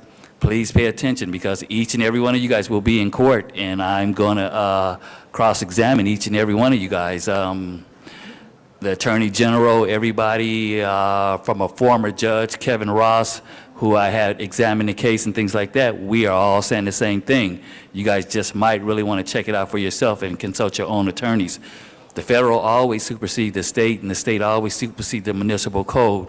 When people are getting arrested, it's a headache for working. You never heard nobody get arrested for working. You heard people get arrested for being robbing, stealing, and doing different things. But when you get arrested after the city issues your permit, a freedom of expression permit, you know it's something terribly wrong with that situation. My name is Michael Hunt. Peace and blessings to you guys. Thank you very much. Our next speaker is Michael Carrion, and that'll be followed by Melrose Larry Green. Yes, my name is Michael Carrion. I reside in the 14th District. I'd like to thank Mr. Reyes. Your office finally got the swimming pool taken care of. Well, I've complained enough, and they finally did what they had to do. Thank you. Unfortunately, I don't have the same to say for you, Mr. Weezer. Now you guys take a look at this. This is my grandson. Maybe a face would show you something. This is my grandson who can't breathe, because you sit there and do nothing. Your office has dropped the ball. They don't do nothing. A contractor pays the city with a bad check, and nobody does nothing about it. A contractor does not have a permit to do anything. Nobody does nothing about it. Zuma Dog sells something, he gets arrested. My son can't breathe, and you do nothing. You pass the buck to somebody else. Nobody does nothing. The city sits on their hands and does nothing. But when you have a pet project, oh, you're all for it. Everybody in the city, be quiet. Somebody wants to talk. But when my grandson is up at night and can't sleep, you're home asleep. My grandson cannot breathe because these illegal contractors are out there, and this city council does nothing about it. I don't want to go as far as I want to go, but you guys have dropped the ball. The city of Los Angeles has collected more money than they know what to do with. The mayor's turning around giving breaks to everybody downtown for parks and recs that they don't have to pay for these old buildings yet he's raising the money for the taxes. Nobody that I know can afford those condos downtown. The mayor is just building homes for suburbanites who can move down here, who have the money, his friends, not the residents of Los Angeles. One more thing, sir. If that buzzer goes off, you got to keep this clock up for everybody else. Melrose You Larry said Green there was is our only next 6 speaker. minutes. You guys took 15 minutes on one Thank you very much, presentation. Mr. Carrion. The next speaker is Melrose Larry Green. Yes, Mr. Weezer? Vacation, I just want to clarify one thing. Our Please. building and safety and our city attorney has been working on this matter for some time now, and it is being addressed. I welcome anybody to call my office if you do have concerns or questions about anything that goes on in the community. And we have building and safety and the city attorney working on this matter for some time now. Thank you. Thank you, Mr. Weezer, for your attention to the matter. Excuse me, sir. Excuse me, sir. If you could please sit down, Bert. Excuse me, Hold my sir. time. I don't wanna Yes, lose we'll any hold your time. time. Don't worry. Thank We haven't started up. All right. Mr. Green, go ahead. Hi, I'm Melrose Larry Green. I'll spend about 30 seconds talking to all of you about what happened to me yesterday at 4 o'clock, and then 90 seconds talking about what has to be done. I was going for a jog yesterday on Las Palmas and Fountain, and I witnessed a robbery, 5 Hispanic gang members at 4:30 in the afternoon. You can check the police reports if you think I'm making anything up. They terrorized the market, the red market at Fountain and Las Palmas. They locked the doors. They had everybody scared. We don't know if they had guns or knives. The police were called with helicopters, and they told everybody, this is their community, and we own this community. Gang members, Las Palmas and Fountain. Specifically, there should be a law passed in the city of LA. It should be a crime to be a member of a gang. Gangs should be outlawed, all gangs in the city of LA. Secondly, Special Order 40 should be repealed. The idea that the LAPD cannot question a criminal because of their immigration status, about their immigration status, is insane. Prohibits police from initiating police action when the objective is to determine the alien status of a person. There are 30,000 illegal immigrants with criminal records in LA County. The sanctuary policy should be repealed. It's insane. We're going to have marches, no coincidence, on May 1st, Communist Day of Solidarity, to promote illegal activity. It's insane. Enough is enough. The next time you go to a 7-Eleven, the next time you go to a market, you may be a victim. It's Las Palmas between Fountain and Lexington. They're dealing drugs at 1321 North Las Palmas. LAPD, federal FBI, LA Marshals, I don't care. I've lived 16 years on Las Palmas. I am not afraid of the punk gang members. Do you hear me? Dennis Zine, I will go with you anytime on a ride-along. As a reserve cop, put me in a car with you. We got to get rid of the gang members. Programs are not going to solve me when I'm killed. Thank you. I'm Melrose Larry Green. Thank you, Mr. Green. Mr. Zine? Excuse me, Mr. Zine, I don't think the microphone's on. Why don't you wait 1 second? Mr. Recruiting reserve officers to the Los Angeles Police Department, and I invite you to put in an application to become a Los Angeles Police Reserve Officer. I will put one in. Thank you. Thank you, Mr. Zine and Mr. Green. Candido Mares is our next speaker.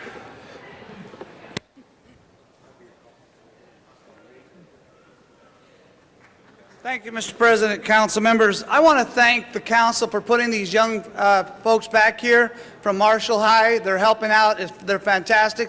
This is probably one of the best things that's happened since I've been here, since '91. So let's give them a big hand because they're doing a great Thank you, job Mr. back Mares. there. If we can stop his time for a second, I think that's probably an appropriate moment. Colleagues, this is the last day that our council ambassadors will be with us because of the end of term at Marshall High School. We will continue the program, of course, but we wanted to publicly thank them. And thank you, Mr. Mares, for saying that, because they've really given a lot of their time in helping explain how City Hall works, and for our visitors to be able to have a friendly face with some knowledge to explain how the meetings run and all of that. So thank you again, and thank you to the students. Please, go ahead. Absolutely. Mr. President, council members, I want to thank the mayor for changing his mind and allowing the neighborhood councils to be part of the process in choosing the next Dunn general manager. If you were to ask all of the neighborhood councils, I think we would agree unanimously that the person that would best fit the job would be the mother of neighborhood councils, Janice Hahn. But we need you right where you're at. So maybe when you're mayor someday that we can work on that issue.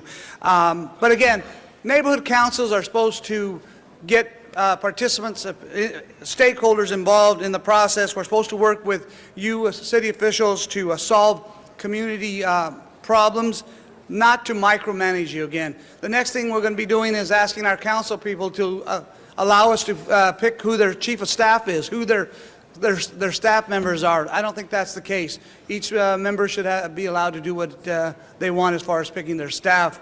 So I would ask all the 89 neighborhood councils to join us on May 7th for a day of service where we will go out and hopefully have close to 25 to 50,000 people working in the city of Los Angeles to improve the quality of life.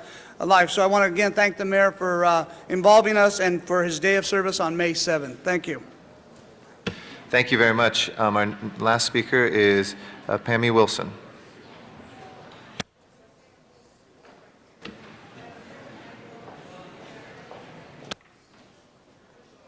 My name is Samuel Wilson. I'm sorry, Sammy Wilson, excuse me. I'm honored to address the council.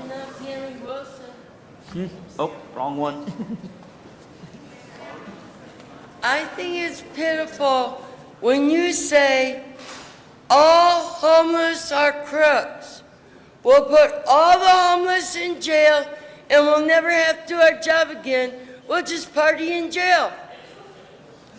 I also think it's pitiful when you tell a woman, no matter what you and your doctor say about your body, you have to have that baby. And we have homeless with no roof. Thank you. Thank you. That closes our general public comment. Madam Clerk, if we can run through the agenda. First items, please. First items on the agenda are items noticed for public hearings, items 1 through 3. The recommendation for council action would be to open the hearings and continue the hearings and ordinances to May 19th. Okay, let's open the hearings on those and continue, if there's no objection, till May 19th, those 3 items. Next items, please. Next item is items for which public hearings have been held, items 4 through 8. Item 4 is a confirmation. Do you wish to hold those on the desk, or that on the desk? Let's hold let's hold number 4 on the desk, please. Then that would leave before council items 5 through 8, and I believe there is a recommendation or a request on item number 6 to refer that matter back to IGR committee. Okay, if there's any no objection on, that was item 6, you said? Yes, Mr. President. Okay, no objection, we'll refer item 6 to IGR. Mr. Parks? Or Ms. Grewal? Have 8 special. Number 8 we'll call special. Yeah. Mr. Parks. And anybody wishing to call 5 or 7 special? And there's a motion required on 5, is that correct? The committee report has been submitted and It has been, distributed. okay, so let's open the roll on item 5 and 7. Close the roll and tabulate the vote. 15 ayes. Those are approved.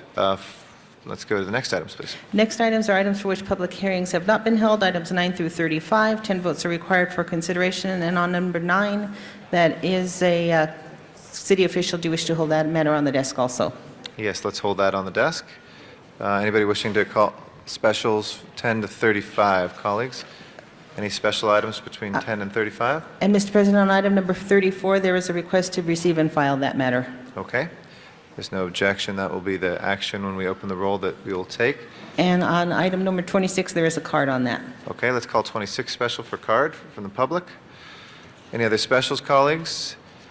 Seeing none, please prepare the roll and tabulate the vote.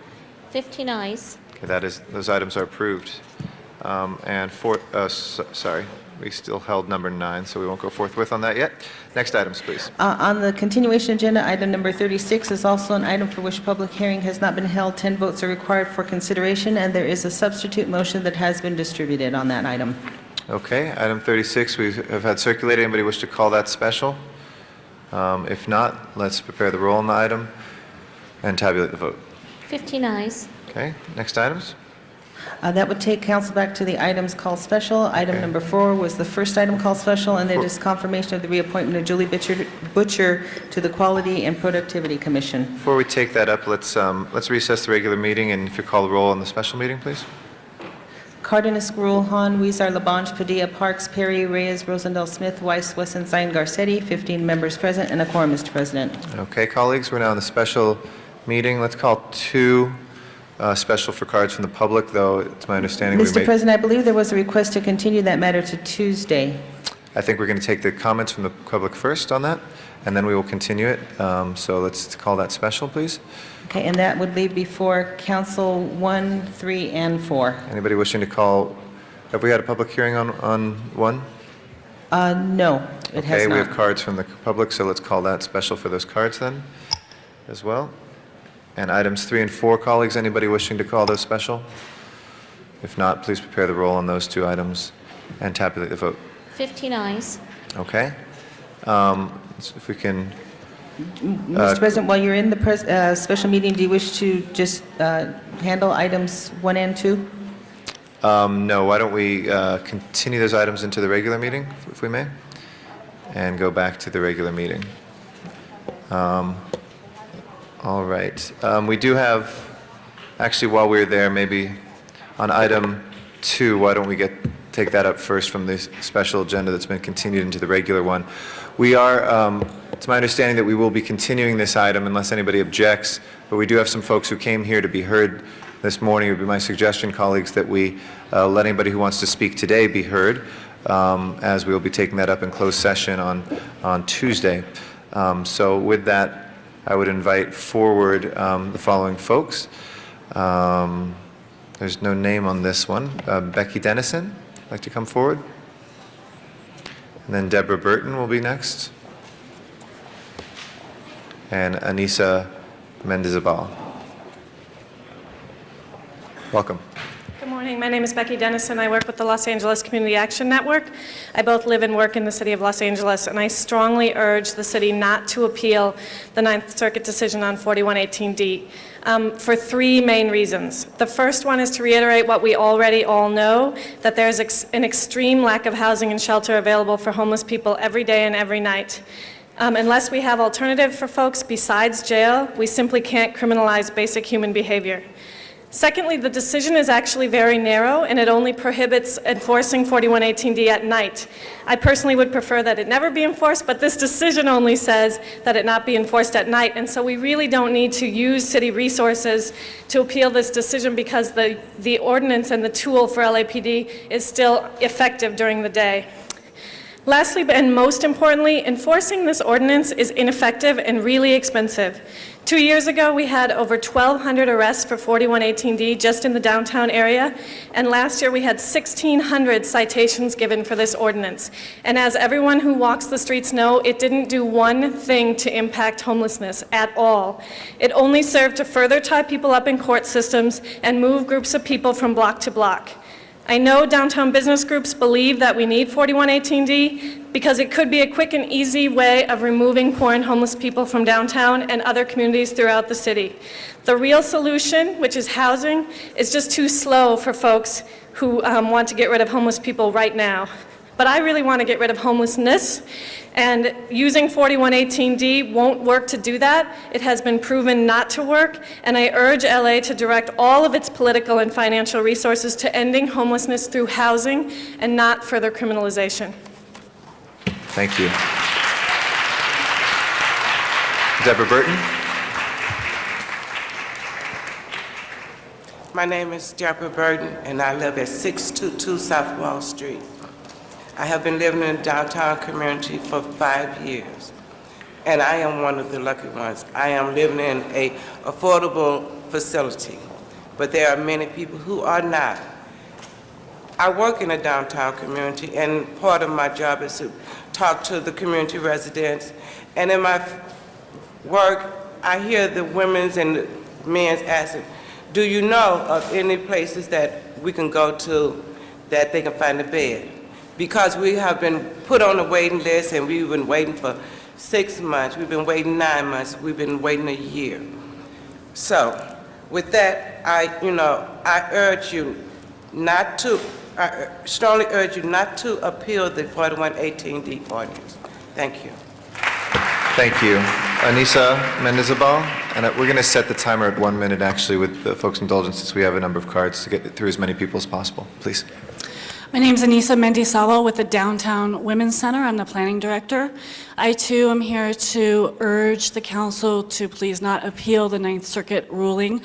We've been heartened recently by the many progressive actions and vitality we've seen in city government toward finding real solutions to homelessness, including directing funding to affordable housing and supportive services. This is really the direction that we see that city government needs to go, not towards punitive actions that will not benefit anyone. So we would really just like to encourage the council to not spend further time, energy, and money on an expensive appeal process when those monies could really be better spent with finding real solutions. So thank you very much for your consideration. Thank you. Steve Diaz is our next speaker. Steve Diaz, and then Pete White. If I can ask folks maybe to line up just to keep it moving as quickly as possible. And then I think we have Dogon Amon Ra. Yes, City Council, my name is Steve Diaz, and I'm here representing the Los Angeles Community Action Network today as well. I'm also here to say we're here to demand that the City Council do not appeal the decision of the Ninth Circuit Court on 4118D. In the 1960s and the 50s, we had Jim Crow laws with the objective of keeping black individuals away from white communities. In the 2000s, we have enhanced enforcement of 4118D with the same objective. Just because the Central City Association says that that there's lawlessness in downtown, it is not true. Downtown Central Division, as a matter of fact, has the second lowest crime rate in the city of Los Angeles. And adding additional resources to appeal this decision is not creating the impacts that we need to end homelessness. In an era which there's legislation targeted at immigrant populations, criminalizing a large number of individuals, and largely Mexican and Central American council members have gone against it, it'll be a shame for each and every one of you council members to say that you're in support of criminalizing African Americans within the Central Cities community. So once again, I'm here to say, do not appeal the decision. Pete White is our next speaker. Mr. White.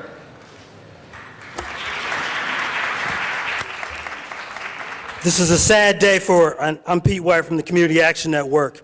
This is indeed a sad day for all Angelenos, a day where we continue to power forward for some while moving in rapid regression for others. A day where racism rears its head for all to see and that the reality of gentrification takes center stage. A day where profit, not people, rule the day. A day that makes Katrina shudder looking like a small gust of wind. Your public staunch opposition to the Sensenbrenner legislation that would in effect criminalize all Latinos regardless of immigration status is applaudable.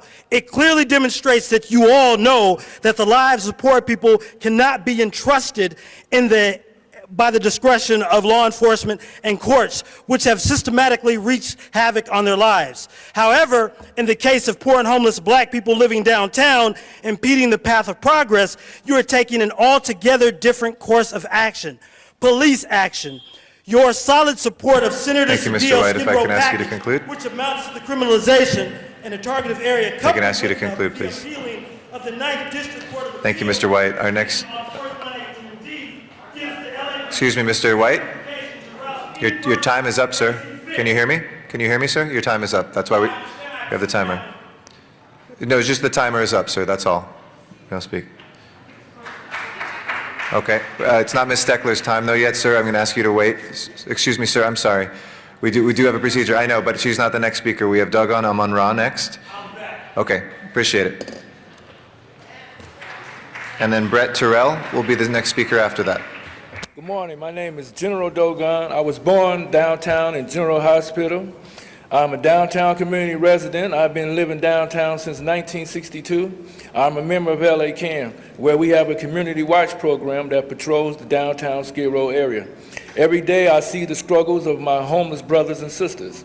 I see the man who stops to rub his feet, being moved along down the street. I see the property owners who come running out of their place of business to refuse service to my homeless brothers and sisters.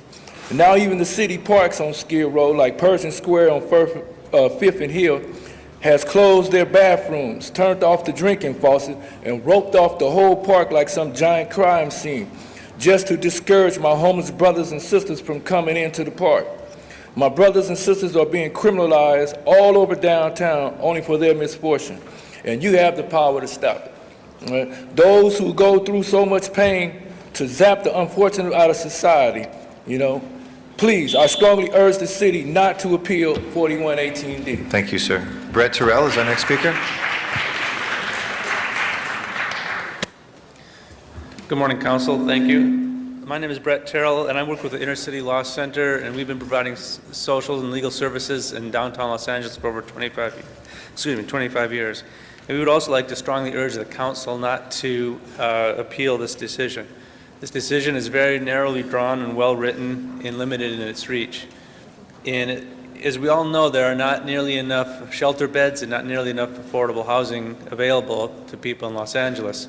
And it's a cruel joke to put people through the revolving door of the judicial system and jails as long as we know there's not enough affordable housing and shelter beds available for people. And that money and resources would be better spent creating more affordable housing and other services for homeless. Thank you. Thank you, sir. Jody Kent is our next speaker. Jody Kent, to be followed by Peter Eliasberg.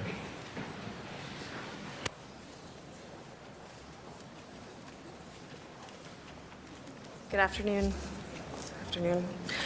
As a resident of Los Angeles, I am here today to discourage all of you from appealing the Jones decision.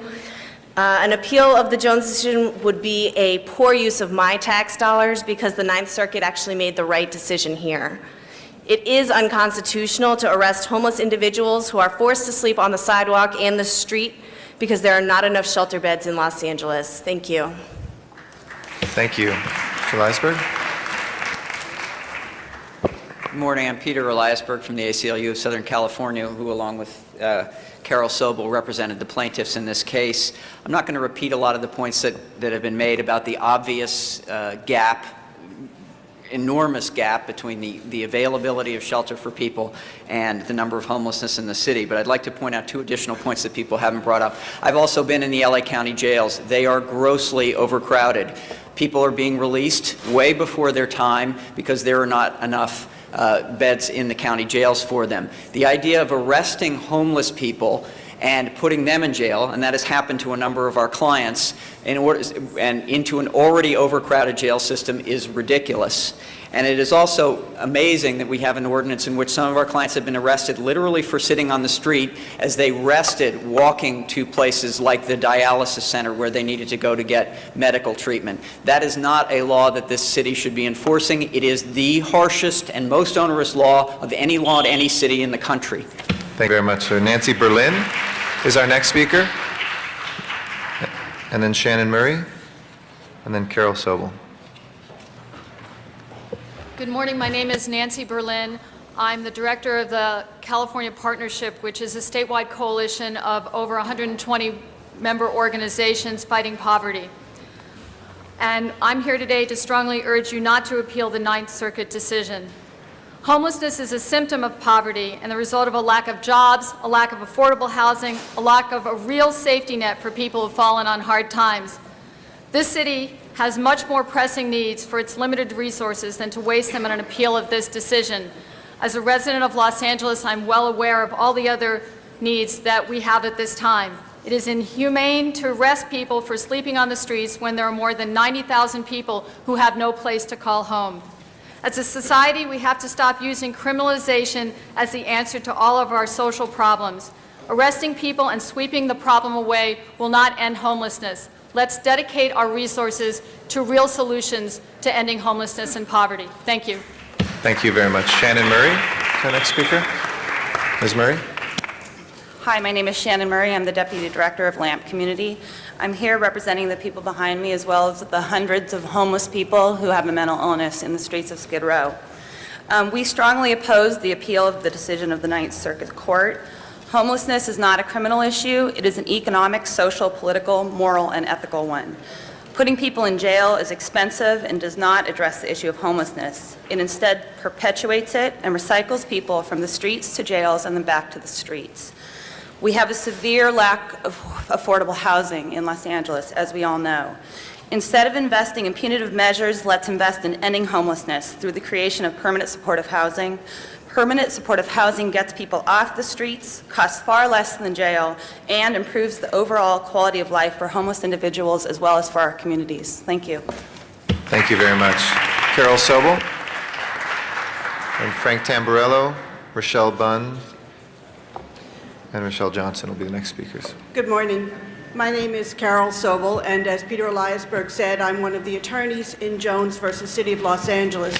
But I want to speak today about the practicalities of this case and urge you not to appeal. As I drove down here today, I listened to the Larry Mantle show on KPCC, and he had public elected officials and service providers from around the county talking about the issues of homelessness. And several things that were said just really were striking to me. Zev Yaroslavsky talked about the fact that last night approximately 10,000 children slept on the streets in the county of Los Angeles, and that is the occurrence every single night. Many of those are within the city. Joel Roberts, who some of you may know as a service provider in Hollywood, talked about the fact that in this city, every bed is taken by noon. Every available shelter bed is gone by noon, and it is a situation of musical beds. I would submit it's also a situation of musical cells if what the city does is arrest people for not having shelter. Thank you, Ms. Sobel. So if I can ask you to conclude. I urge you not to appeal. Thank you. Frank Tamburello. Good morning, City Council. I'm Frank Tamburello, representing LA Coalition to End Hunger and Homelessness and Hollywood Community Action Network, two groups that routinely bug you on some issues like this. We're also asking that the city not appeal the federal court decision for a few very simple reasons.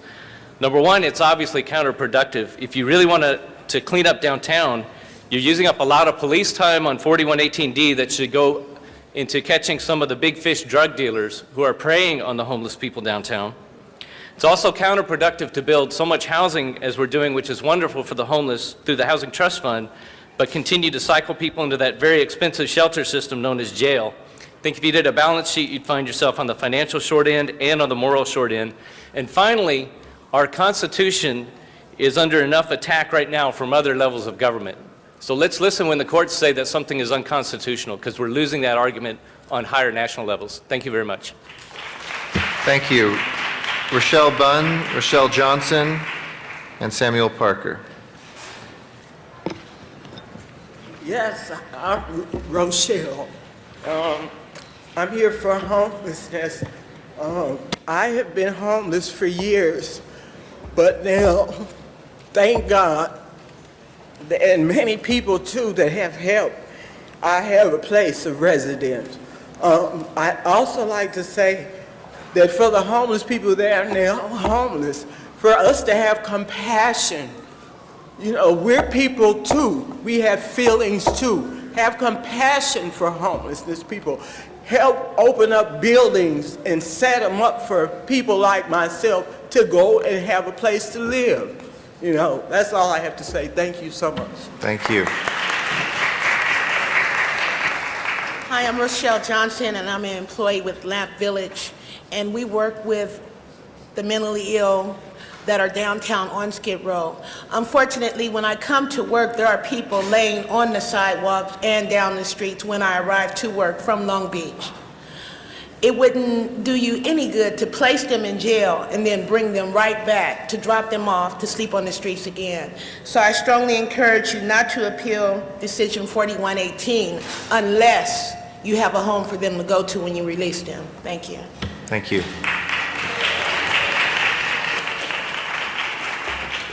Good morning, City Council. My name is Samuel Parker, and I appeal to you in my capacity as a human being, citizen, and taxpayer. And I support the principle that it should not be a crime to be a human being. Consequently, I hope that you will respect the ruling of the Ninth Circuit Court of Appeals in Jones versus City of Los Angeles. I think that our city resources are better spent reconciling ourselves to the concerns of providing affordable housing in our city. I am hopeful that you will utilize these resources of our city to resolve the inclemencies suffered by the homeless people, rather than using them to pursue litigation to criminalize human beings for needing to sit or sleep in our public spaces as an unavoidable consequence of being homeless and homeless without shelters. Thank you. Thank you, sir. Next speaker is Beth Steckler. I'd like to yield your time to Mr. White or for yourself, either way. And then Samuel Wilson is our last speaker after that. Beth Steckler, Livable Places.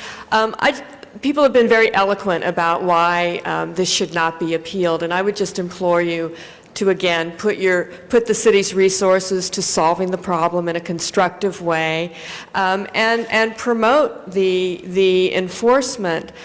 This court decision does apply to other cities. It doesn't just apply to downtown. It doesn't just apply to Los Angeles.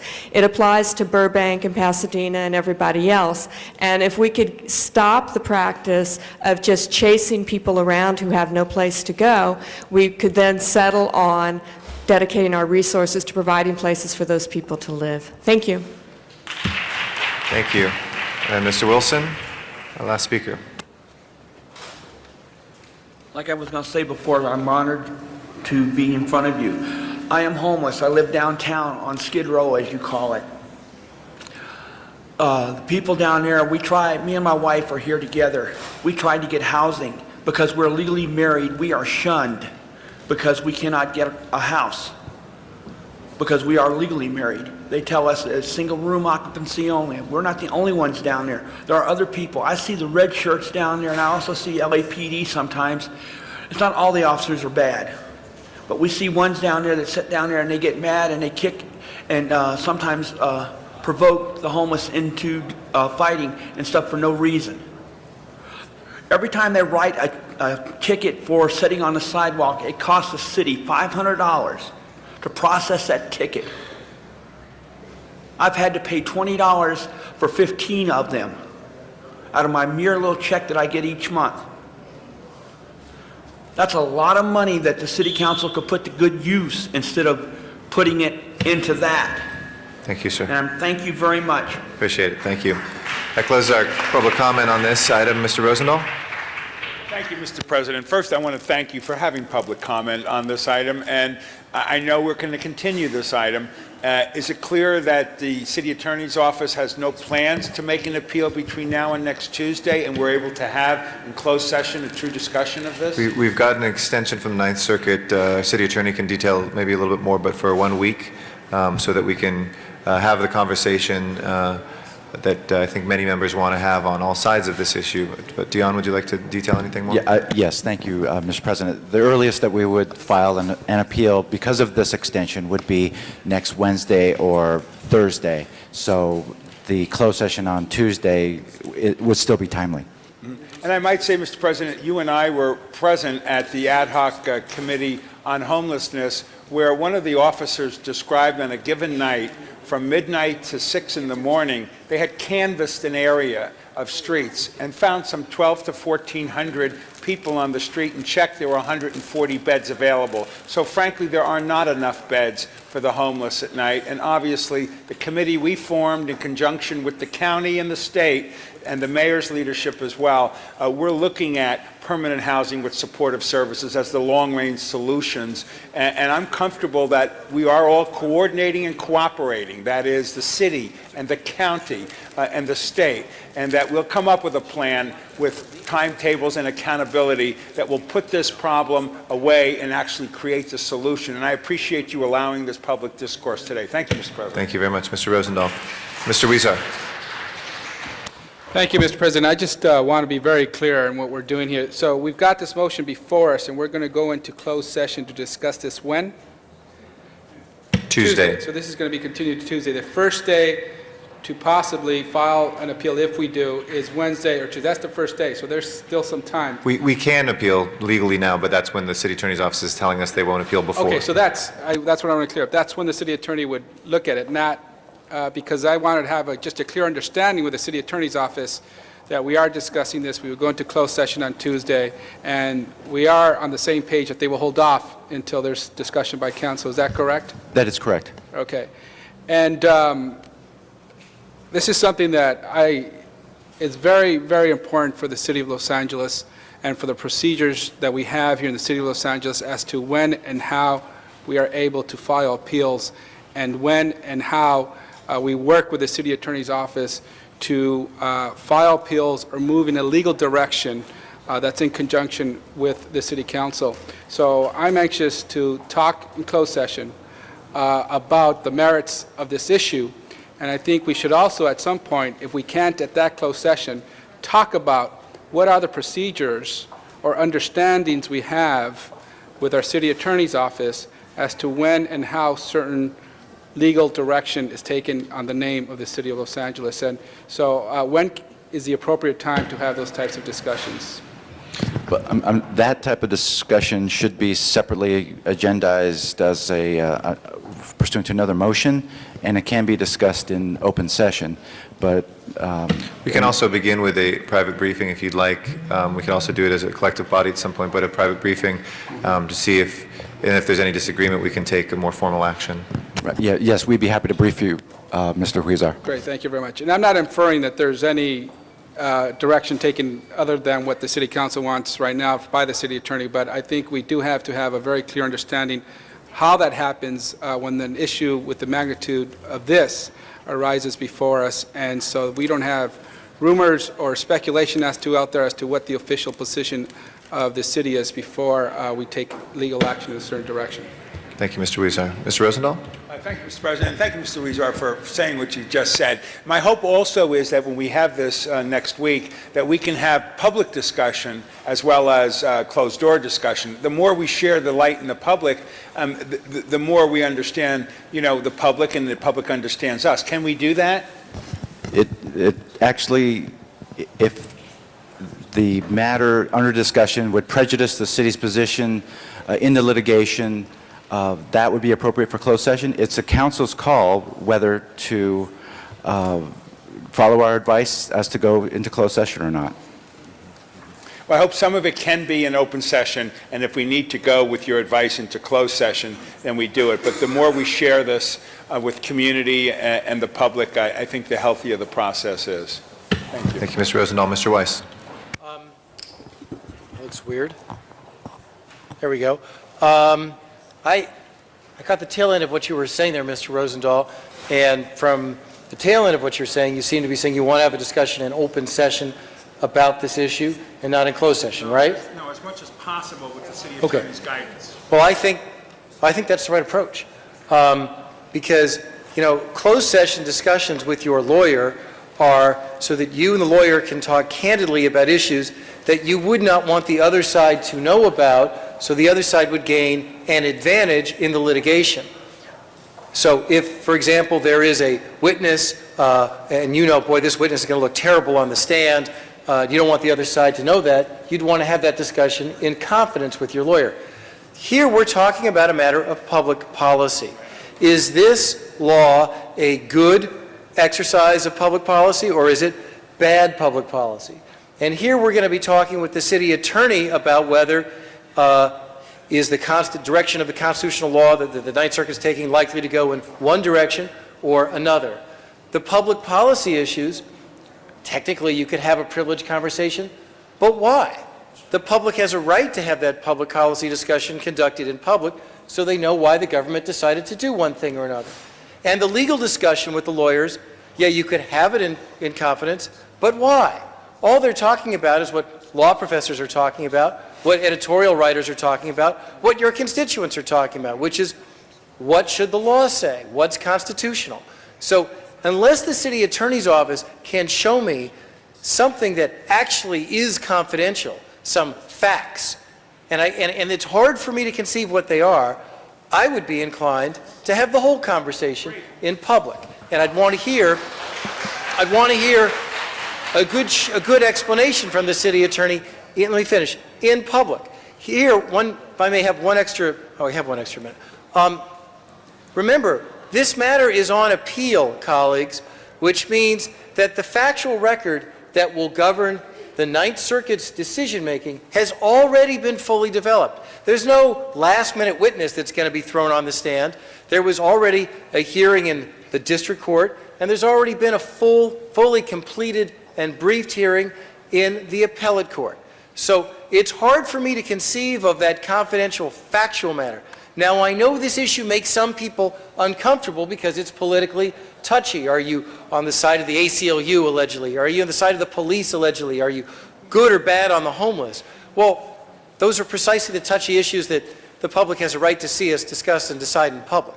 So I I think this ought to be in public. I'll give the city attorney's office a chance to show me why not. But I think the default ought to be this is a public matter that deserves a public discussion. Mr. Weiss, we wholeheartedly agree that any public policy discussion must be an open session. And regarding the litigation, I'll have to leave that to our line deputies and assistant city attorneys to make that determination as to whether to advise city council whether we should go into closed session. And again, that would be our advice at that time based on the tenor of the conversation at that time. So I can't give you a bright line right now. I understand that that's likely to be the advice. What I'm suggesting to you in the city attorney's office is I want to see a basis for that advice that's actually articulated. Okay? I want to actually see a basis for it. On Tuesday. Thank you. If there's nobody else who wishes to be heard, Mr. Cardenas? I'm not a lawyer, but I'd like to have Mr. Weiss please clarify how I could interpret what you just said, Mr. Weiss. You pointed out that this particular matter is on appeal, correct? Yeah. And right after that, you said that it's on appeal, no new witnesses, et cetera, so whatever discussion we have on this, everything's out there, so why don't we just discuss this in open session? That's the way I interpreted what you just said. So that being the case, my question to you is, are you suggesting that in this particular case and in the future, whenever the city is involved in something that's on appeal, that there's no reason to go to closed session since it's already gone through a certain process, and since it's on appeal, then there's really no reason to go into closed session on things that are on appeal? I didn't make that statement. I'm talking about the matter. But that's why I'm not a lawyer. I'd like you to clarify, please. Talking about what's before us today. What's before us, is my mic on? What's before us today is a constitutional determination by the Ninth Circuit Court of Appeals that this law, based on the facts and evidence that were developed in district court, violates, I believe, the Eighth Amendment to the United States Constitution. That was the decision by the Ninth Circuit. So the decision whether to appeal here is going to be based on a policy decision of whether this is a law that people feel needs to be fought for one way or another, and it'll be based on a legal determination of what's the likelihood of success based on the trends in the law. It's not analogous to the appeals that we often hear, Mr. Cardenas, which involve a judgment in the court below where one witness was believed by the jury over another, and therefore the jury voted to award, X $100,000 against the city of Los Angeles. We, as your attorneys, believe that if we emphasize the other following argument in our appeal, we can succeed there. So it's a different matter. This has been fully briefed and fully litigated, fully factually panned out, and it's really a matter of law and public policy that's different from the sort of typical things involving liability. Okay. Thank you for that clarification. I'm still not a lawyer, but now I understand what you just said a lot better. But one of the things that I'd like to ask the city attorney a question right now is it appropriate, is a question like this appropriate to go into closed session if one of us policymakers wanted to ask the city attorney's office how they felt about the case that we applied, the energy we were able to put in it, the expertise we brought to the table, et cetera? Would that question qualify for closed session? Because we're talking about perhaps our strengths and weaknesses within our own system here, and that could affect how we make decisions here on this matter and also on future matters.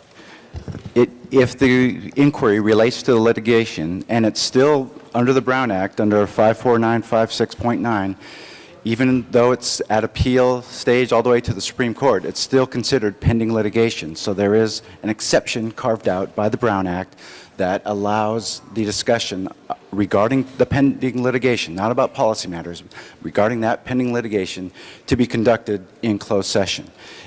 And if our attorneys believe that the discussion regarding the pending litigation in open session would prejudice the city's interests, then our advice at that time would be, council member, we advise that this matter be discussed in closed session. And again, that would be the council's call at that point. One more point, Madam President. So the bottom line is I'd like to make it clear for the public. Just because we go into closed session doesn't mean that that precludes us having an open session on that item as well. That's correct. Okay, thank you. Thank you. Seeing no other members on the speaker queue, this item will be held over till Tuesday. Colleagues, I'd like to introduce now Council President Eric Garcetti to make a brief introduction. We'll then go to item number 9 on the agenda. Okay, excuse me. Thank you. First, we'll have Mr. Garcetti. Thank you, Madam President. I'll just do this briefly from here. Colleagues, we're very blessed to have with us today the President of the Salerno province of Italy, Angelo Villani, who is here as part of an incredible festival which now takes place on 2 continents, the Giffoni Film Festival, which is the only film festival of children's films in which children themselves are the judges that look at the films throughout the world that inspire young people and then vote on the actual award winners. And we're so pleased to have Claudio Gubatosi here as well from Italy, who is the founder and the person who helped bring with, among other Angelinos, Larry and Jennifer Bond, the Giffoni Film Festival to the heart of Hollywood here. So please welcome the President of the Salerno province, Angelo Villani, and we wanted to give him the certificate of welcome, Bienvenuti, Los Angeles, from all the consiglieri? Oh, yeah, consigliere, the City Council of the City of Los Angeles. Please welcome him.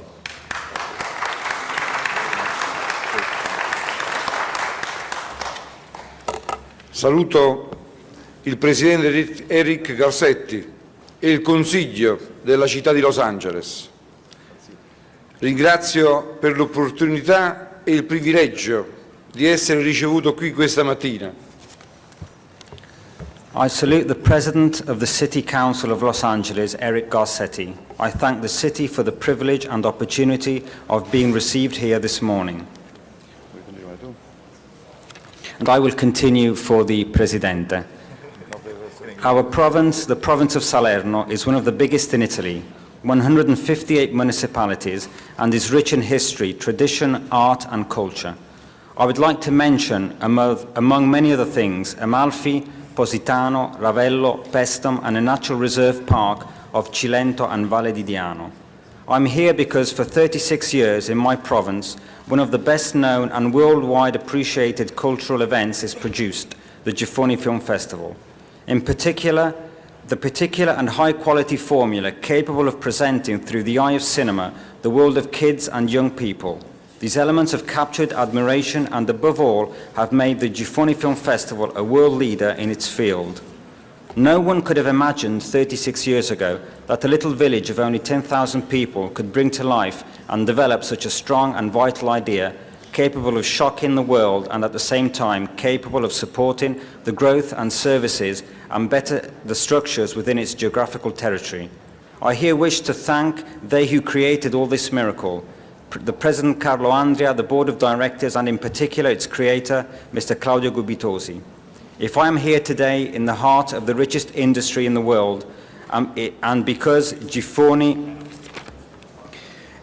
Hollywood is surely an emblem and an important event. In its 2nd edition, it is now, and it is already a great attraction. So I would like to thank for this in the States, stars, friends, producers, and everyone who has loved Giffoni Italy, and all those who have wanted it here for the kids. Mr. Presidente and members of the City Council here in Los Angeles, the province of Salerno is close to Giffoni Italy and is today proud to meet up with Giffoni Hollywood. Our province shall support and help in the year 2007, and we shall promote also other events to enhance the friendship between our 2 countries. The objective is kids and their future in the heart of our policy. Thank you very much.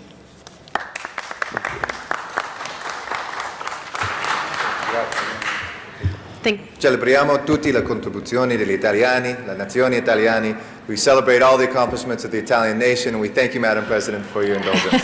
Very impressive, Mr. Garcetti. Oh, yeah. Oh, and can't say that in Italian, but estas cámaras, this chamber, is named after a great Italian-American, John Ferraro. Thank you very much, Mr. Garcetti. Colleagues, we have recessed the special meeting, now back to the regular meeting. I would like to, Madam Clerk, take item number 9. Yes, and that's confirmation of Cecilia Estelano, and communication from HCD is before council, and also the EERC recommendation confirming the salary as recommended by the CRA. Thank you. I'd like to acknowledge Mr. Wesson, Chair of our Housing Community Economic Development Committee. Thank you, Madam President and members. I rise today to wholeheartedly support this confirmation. I had the pleasure and the privilege to have this great young lady in the Housing, Community, and Economic Development Committee.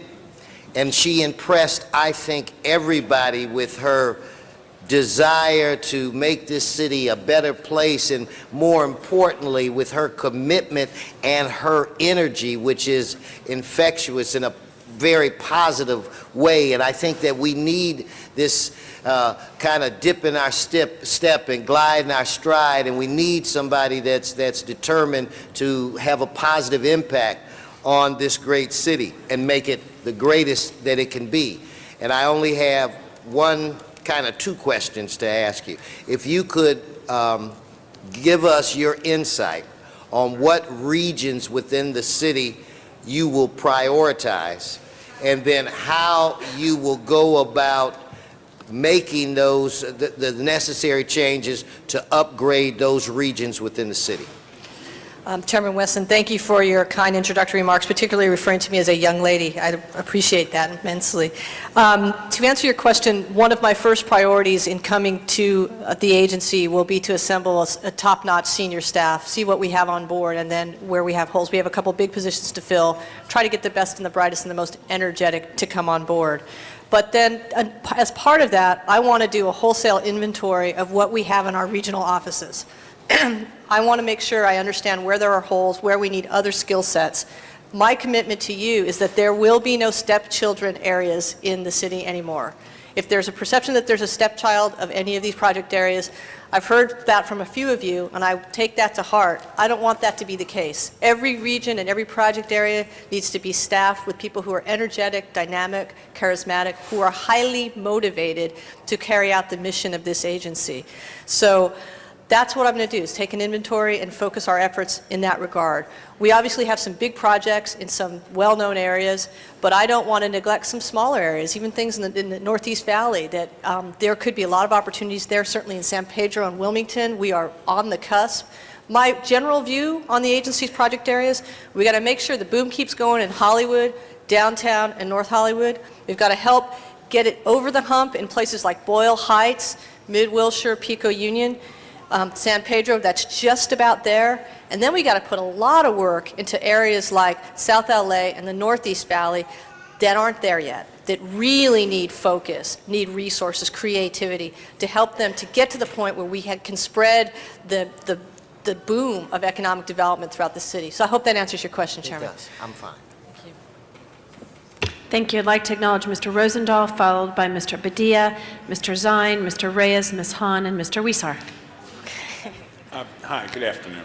Celia, we talked offline the other day when we had a moment to spend some quality time, and I appreciated that. There are 3 districts in the city of the 15 that don't have redevelopment land. Is that true? That's correct, project areas. Why don't they, and why do the others do?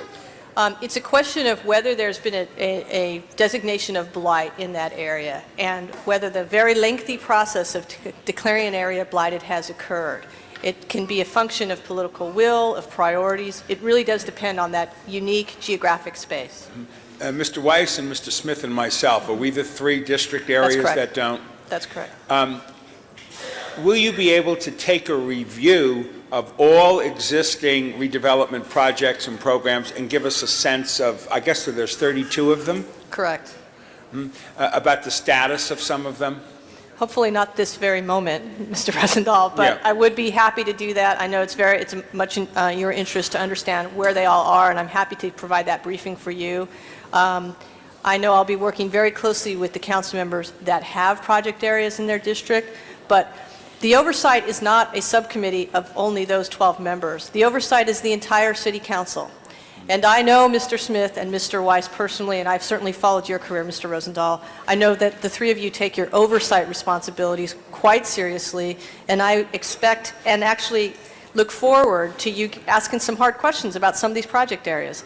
We work as a whole city, and we need to make sure we feel positive as an entire city moving forward in the investments we're making for redevelopment. So I'd be more than happy to brief you privately, or if you want to have a special hearing on that, to run you through the status of all these project areas. And I appreciate that, and you will cooperate, and it's wonderful. I'll never forget when I was a candidate for office and when I was banging on doors in Westchester, some of my constituents-to-be constituents said to me, Bill, there are some of these redevelopment projects that should go back on the tax rolls, and areas that are not blighted should be brought back into the general fund positioning so that more services are given. And I haven't forgotten that. And so my big question will be, are there any sunset provisions in some of these? Are there areas that we can redesign and bring them back on the tax rolls so we as a city as a whole can benefit from new development in areas that are no longer blighted? We'll certainly look at And that. I look forward to that. Thank you, and Councilman. congratulations. Thank you. Thank you, Mr. Rosendahl. Mr. Garcetti. Thank you very much, Madam President. And I wasn't going to speak because I spoke at the press conference, I've spoken privately, I spoke at committee, but I am your council member, so I have to say, please, colleagues, please take pity on my constituent and make her the head of the CRA. We know that she has the talent, we know she has the skills. All that's standing between her and this job is you, so do the right thing. Thank you, Councilman. Thank you. Mr. Zine? Well, with that passion and interest, how could we not vote yes?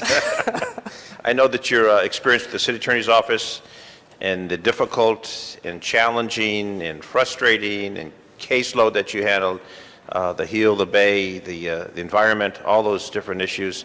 And when you went from having a little infant to now having a youngster here in the audience who's obviously not paying much attention to this, but hopefully some days you will.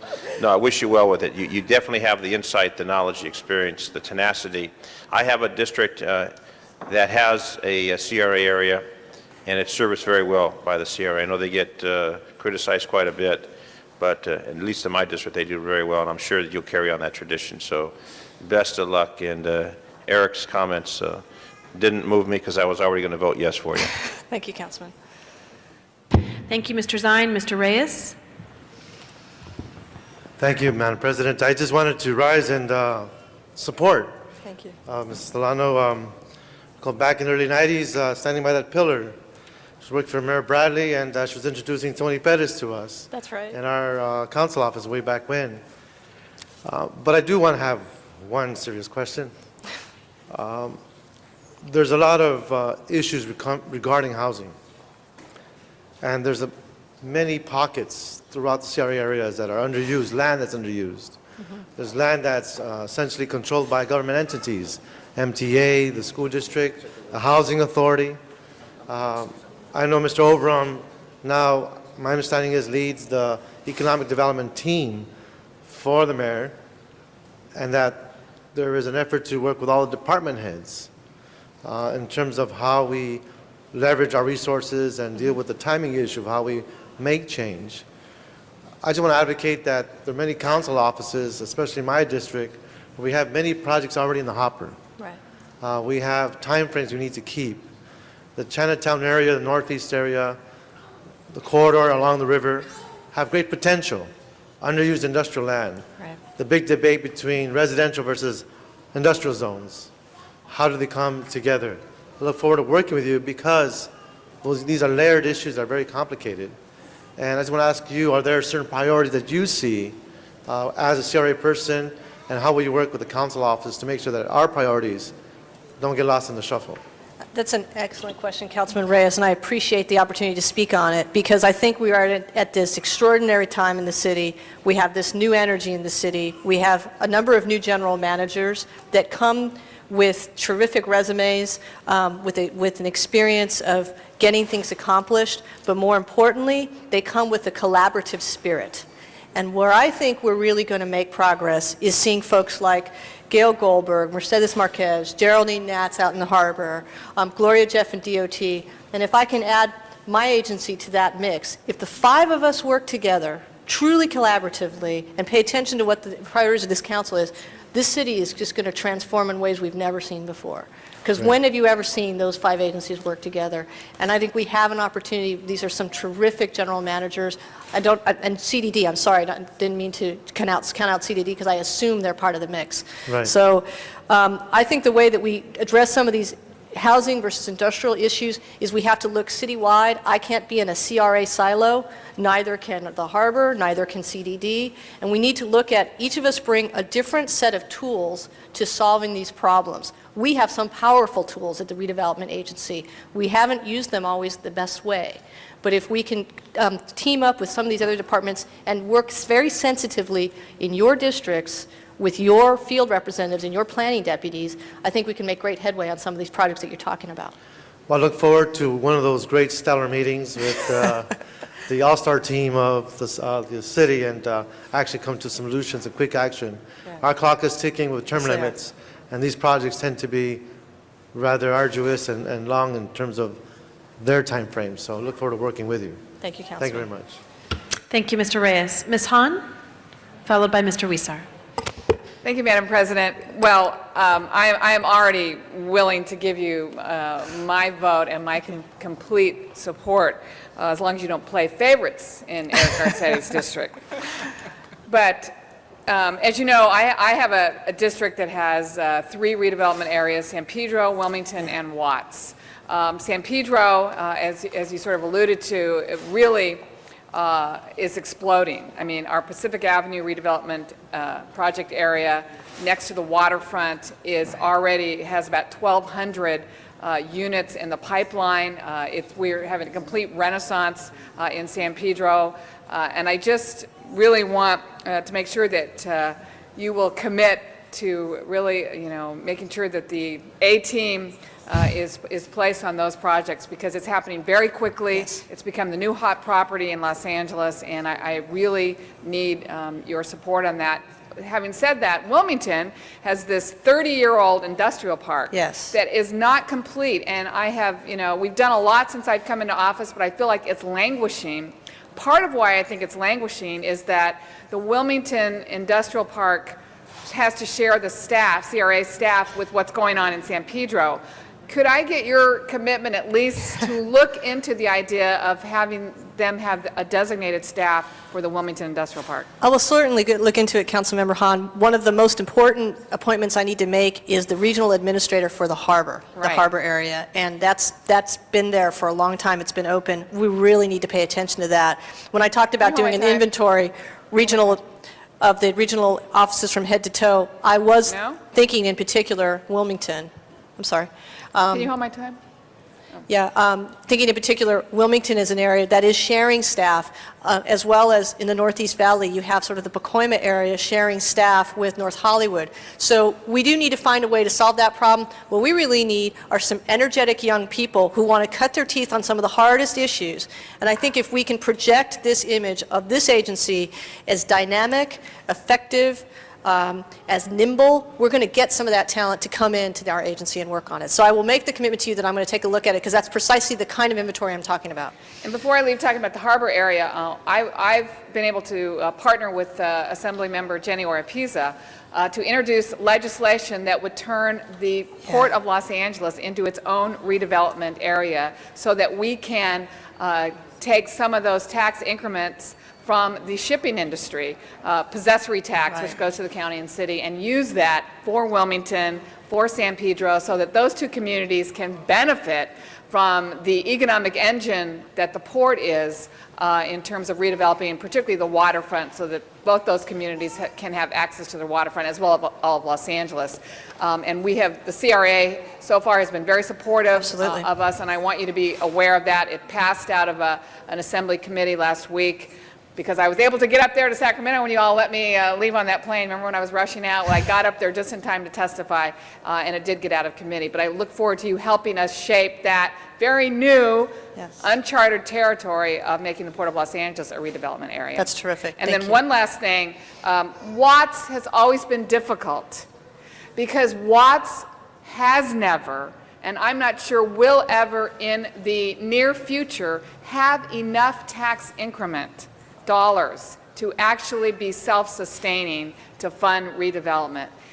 What is your philosophy on those parts of our city which are blighted, are neglected? We cannot attract investment, but sorely need redevelopment and economic development, but will never anytime soon sustain themselves. Do you have a suggestion on how we might go forward with those communities? I mean, there were a couple of suggestions. Obviously, some folks have looked at combining an area like Watts with an area that is starting to generate and throw off tax increments so that, again, you can kind of leverage the growth that's happening in one area or the other. Others have talked about expanding the boundaries. It is a case-by-case basis.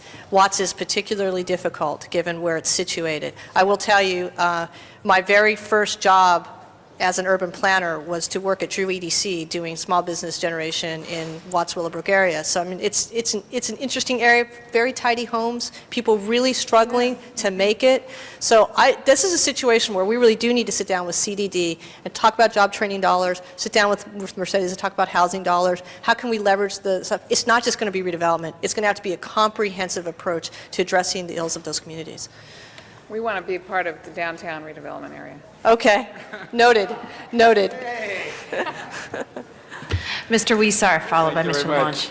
Well, Mrs. Delano, I'm really, really excited about your appointment and the prospects of you heading the CRA, and you bring a lot to this position. And you know, we all know what the things you've been involved with from the Coastal Commission, working in the City Attorney's Office, and I indirectly worked for you the 1 year I spent at the City Attorney's Office. But I know you, everywhere you've gone, you come out with a reputation, a stellar reputation of being able to just accomplish things and get things done.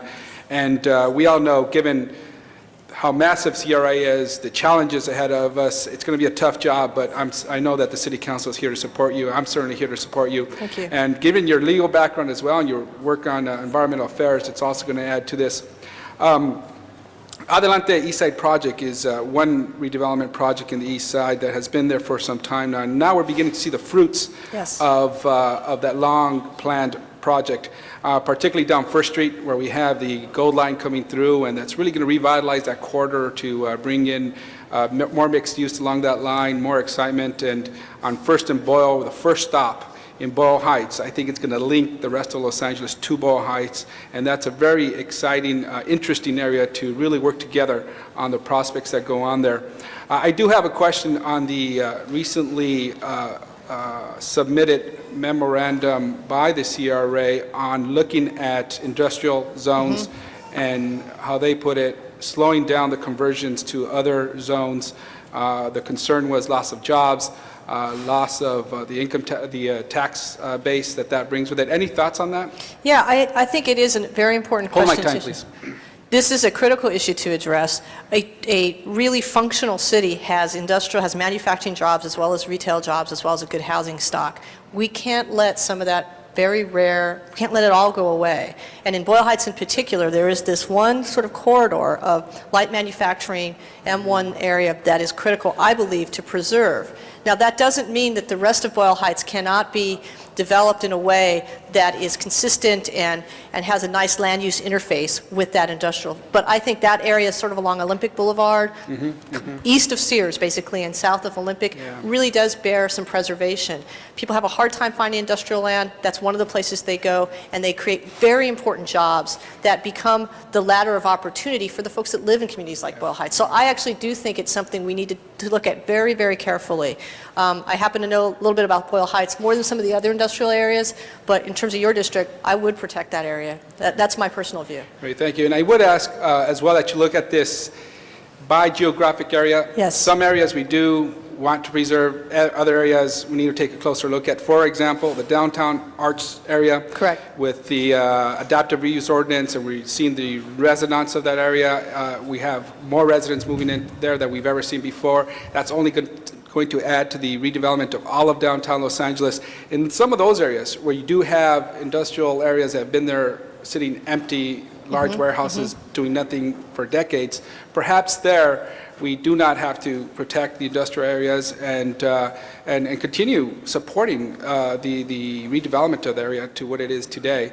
And so one of the things I'm going to advocate for as we talk about this industrial policy is to perhaps look at it geographically or come up with some criteria as to when and when not we could apply whatever the CRA comes up with in terms of a policy to on the industrial zone policy. I agree. Land use compatibility issues in downtown in particular are very thorny, but we have already tipped the scale towards residential, and I don't really want to see the boom end in downtown. However, we do need to pull back the lens and look citywide. We should have an overall view citywide of how much space do we need for industrial manufacturing, and just make a decision as a council, as a total city, that we're going to preserve these areas, and we really mean it this time, and just hold those areas as sacred for the job generation that we need. Thank you. And one final point. We don't, and I know you know this, but I just want to put this out there on the table as well as we discuss this industrial policy, is we don't need the same amount of land as we did in the past. When we think industrial, we've zoned some areas massively as we, in the past had these massive, large industrial areas to create the types of products we needed at that time. Now with light manufacturing, people are doing stuff in, a lot smaller and they're lots that we've created for them. So technology is very different today. As we talk about this industrial policy, let's think about that. We don't need as much land as we did in the past. And I think that does create some opportunities for more mixed uses in those areas and more compatibility between having residential areas and light manufacturing in proximity to one another. So I look forward to having that discussion as well, and congratulations. Thank you. Thank you, Councilman. Thank you, Mr. Labange, followed by Mr. Cardenas. Thank you. Hi. Congratulations to you. Councilman. Good to see you and your family here. It's important to have support from family. Cecilia, tell me about North Hollywood and that part of the CRA, and what's your vision there? Well, I know it's hopping along, that there's some great projects moving there. I need to get up to speed on all the particular individual projects, but I know we have a lot of energy and a lot of money being invested in North Hollywood. We need to keep the boom going. All right. I just want to say, too, I think sometimes because things take so long, I remember when this was first, Mr. Wax was the council member. It was the largest CRA design area in the country at the time, and it took so long. But with the work of many who sat before you and others, it's moving ahead. So I'll give you a personal tour, too. But I think the key is to make sure we make the public improvements along with the, infrastructure is important. There's some housing that's being built there that I greatly support, but I don't think we're doing the street improvements or having that required, because I know we're passionate about housing. I want to make sure the agency sees that, because it's created maybe another problem, and I'll take you and show you. You have a great staff out there. Margarita does a wonderful job, and the team that's out there. But we got to do more, and we got to save the old historic train station that's out there at Lankershim and Chandler. So, and we got to make sure that we connect the red line with the orange line, and look about expanding that red line north. It's not just the mayor's plan to send the subway out Wilshire Boulevard. I'd like to see the subway go north, and I talked to Ms. Gruhl about it, underground on Lankershim through Valley Plaza onto the 170 freeway and out to the northwest. So some of that has to be discussed. Congratulations. Look forward to working with you, and it's a great selection by Mr. Villaraigosa. Thank you. Thank you, Councilman. Thank you. Mr. Cardenas. Thank you. It's good to see you, Cecilia. It's good to hear that you're back.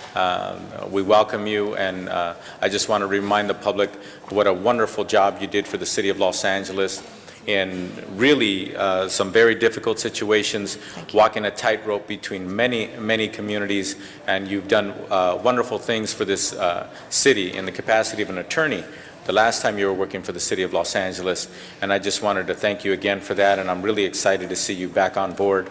I know that your love for the city always remains wherever you're at, but to have your resources and your talents fully dedicated to us on a full-time basis only benefits the city, and we're lucky to have you, so congratulations, and can't wait to see all your good work again. Thank you. Thank you, Councilman.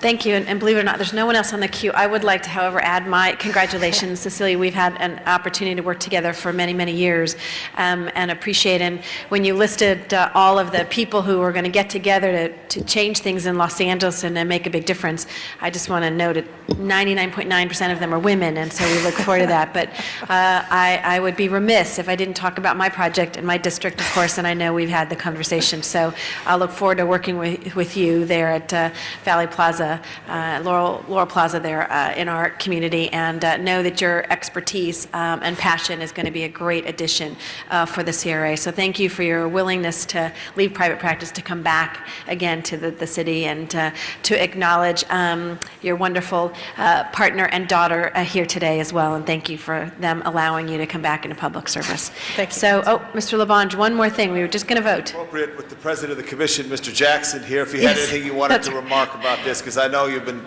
sitting there. Well, thank you, Madam President and council members. I think all I'd like to say is that we did have a long nationwide search process for the CEO for the CRA, and we interviewed a number of outstanding candidates, and Cecilia really blew away everybody. I think it was unanimous that she is the right person for the city, the right person for the agency. I think that you all have familiarity with her, and that she brings all the qualities that you look for in a CEO. So I'm really looking forward to working with her. Our other board members are extremely excited about the opportunity that we have, and we hope that you will confirm her.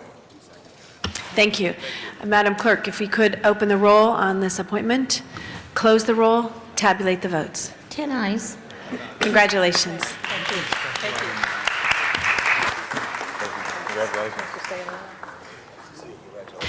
Madam Clerk, if we could go back to actually item number 4 on the agenda, please. And that's confirmation of the reappointment of Julie Butcher to the Quality and Productivity Commission. Thank you. If we could ask Ms. Butcher to come to the table, please. I'd like to recognize maybe Mr. Wisar for this appointment. Where's Ms. Butcher? Is she coming now? Ms. Butcher is making her way to the table.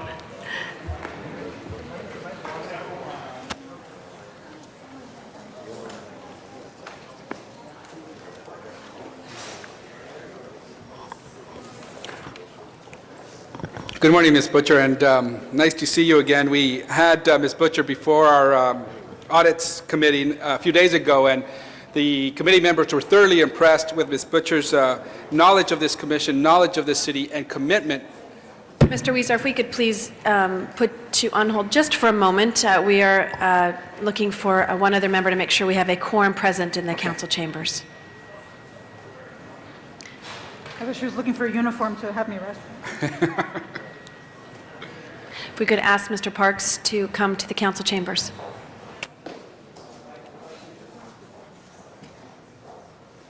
If I could just say, while we're waiting, we're not doing council business while we're waiting.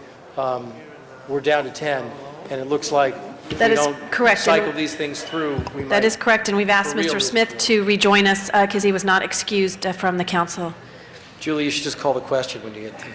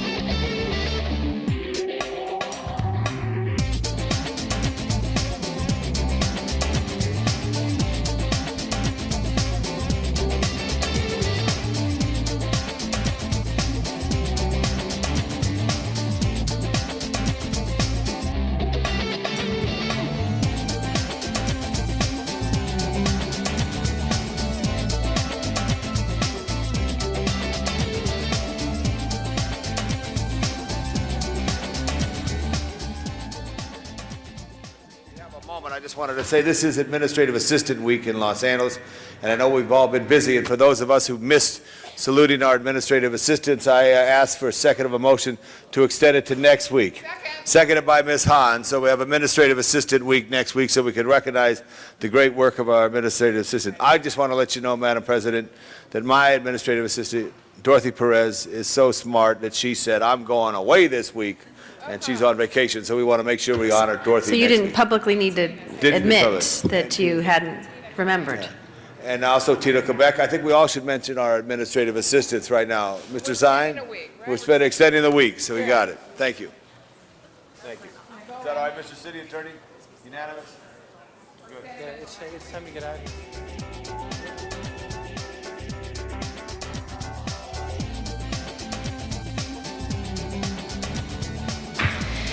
Thank you.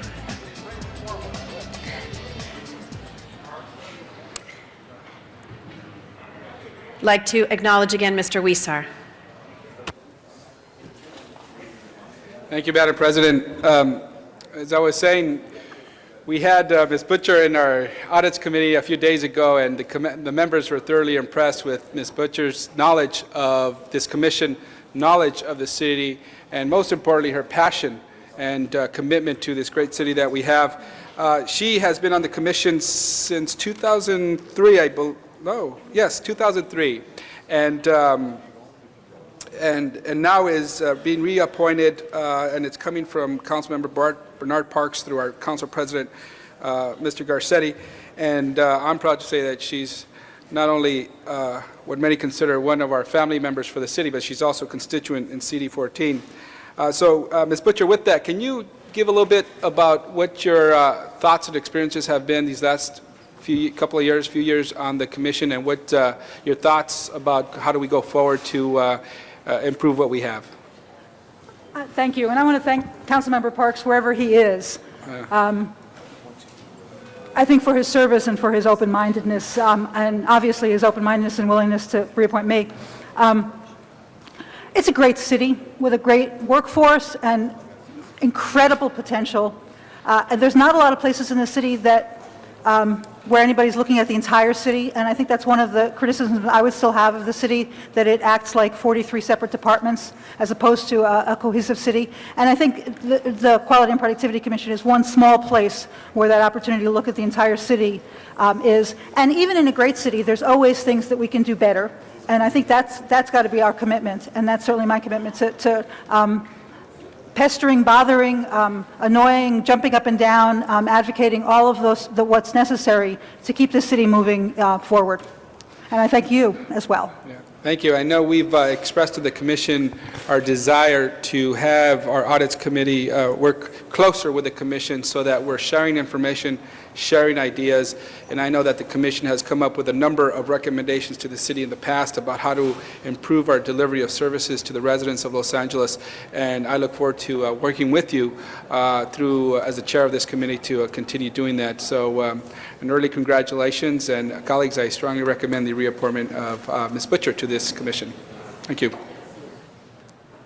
Thank you very much, Mr. Weeser. Mr. Zine. I'll echo that comment. City workforce, Julie, the comments you always make, better, less expensive for the taxpayers of the city of Los Angeles.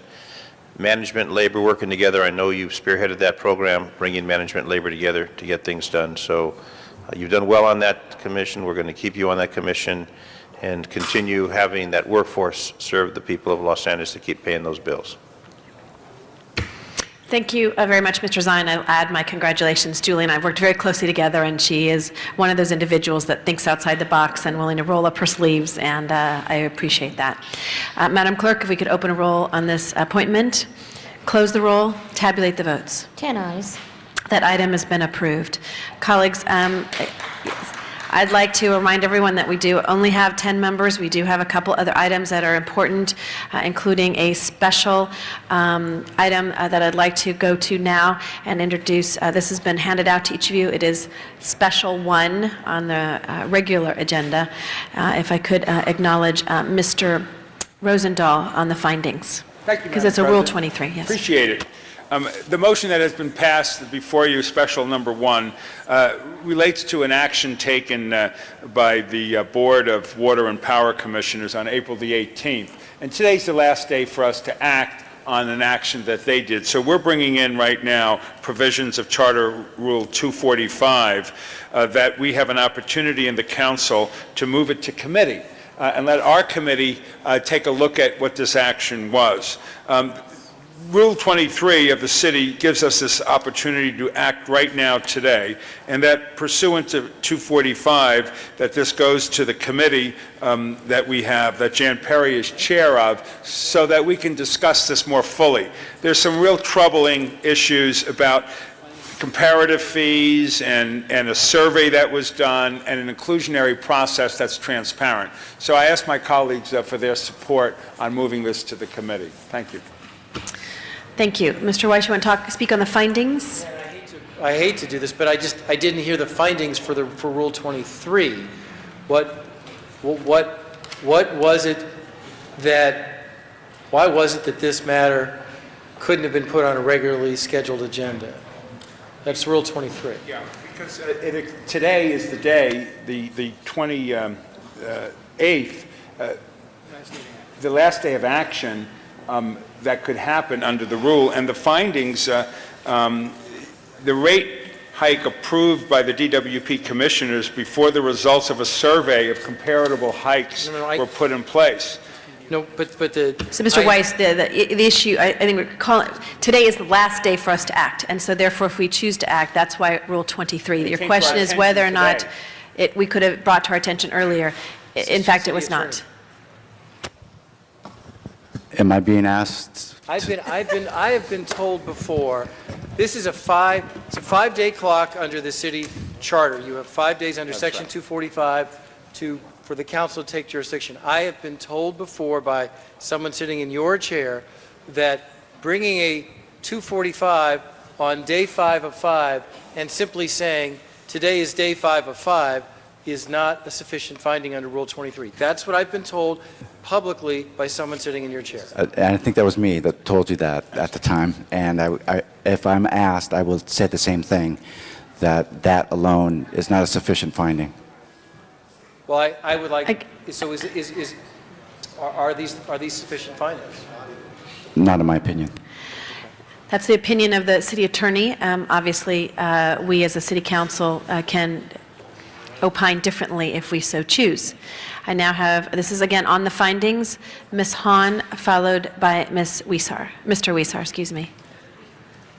Well, thank you. But colleagues, just to remind you, the city attorney can advise us, and, we've ignored him before. But in my opinion, this is the first time I've heard of it. This is the first time you're disagree, not ignored. Thank you, Mr. Cardenas.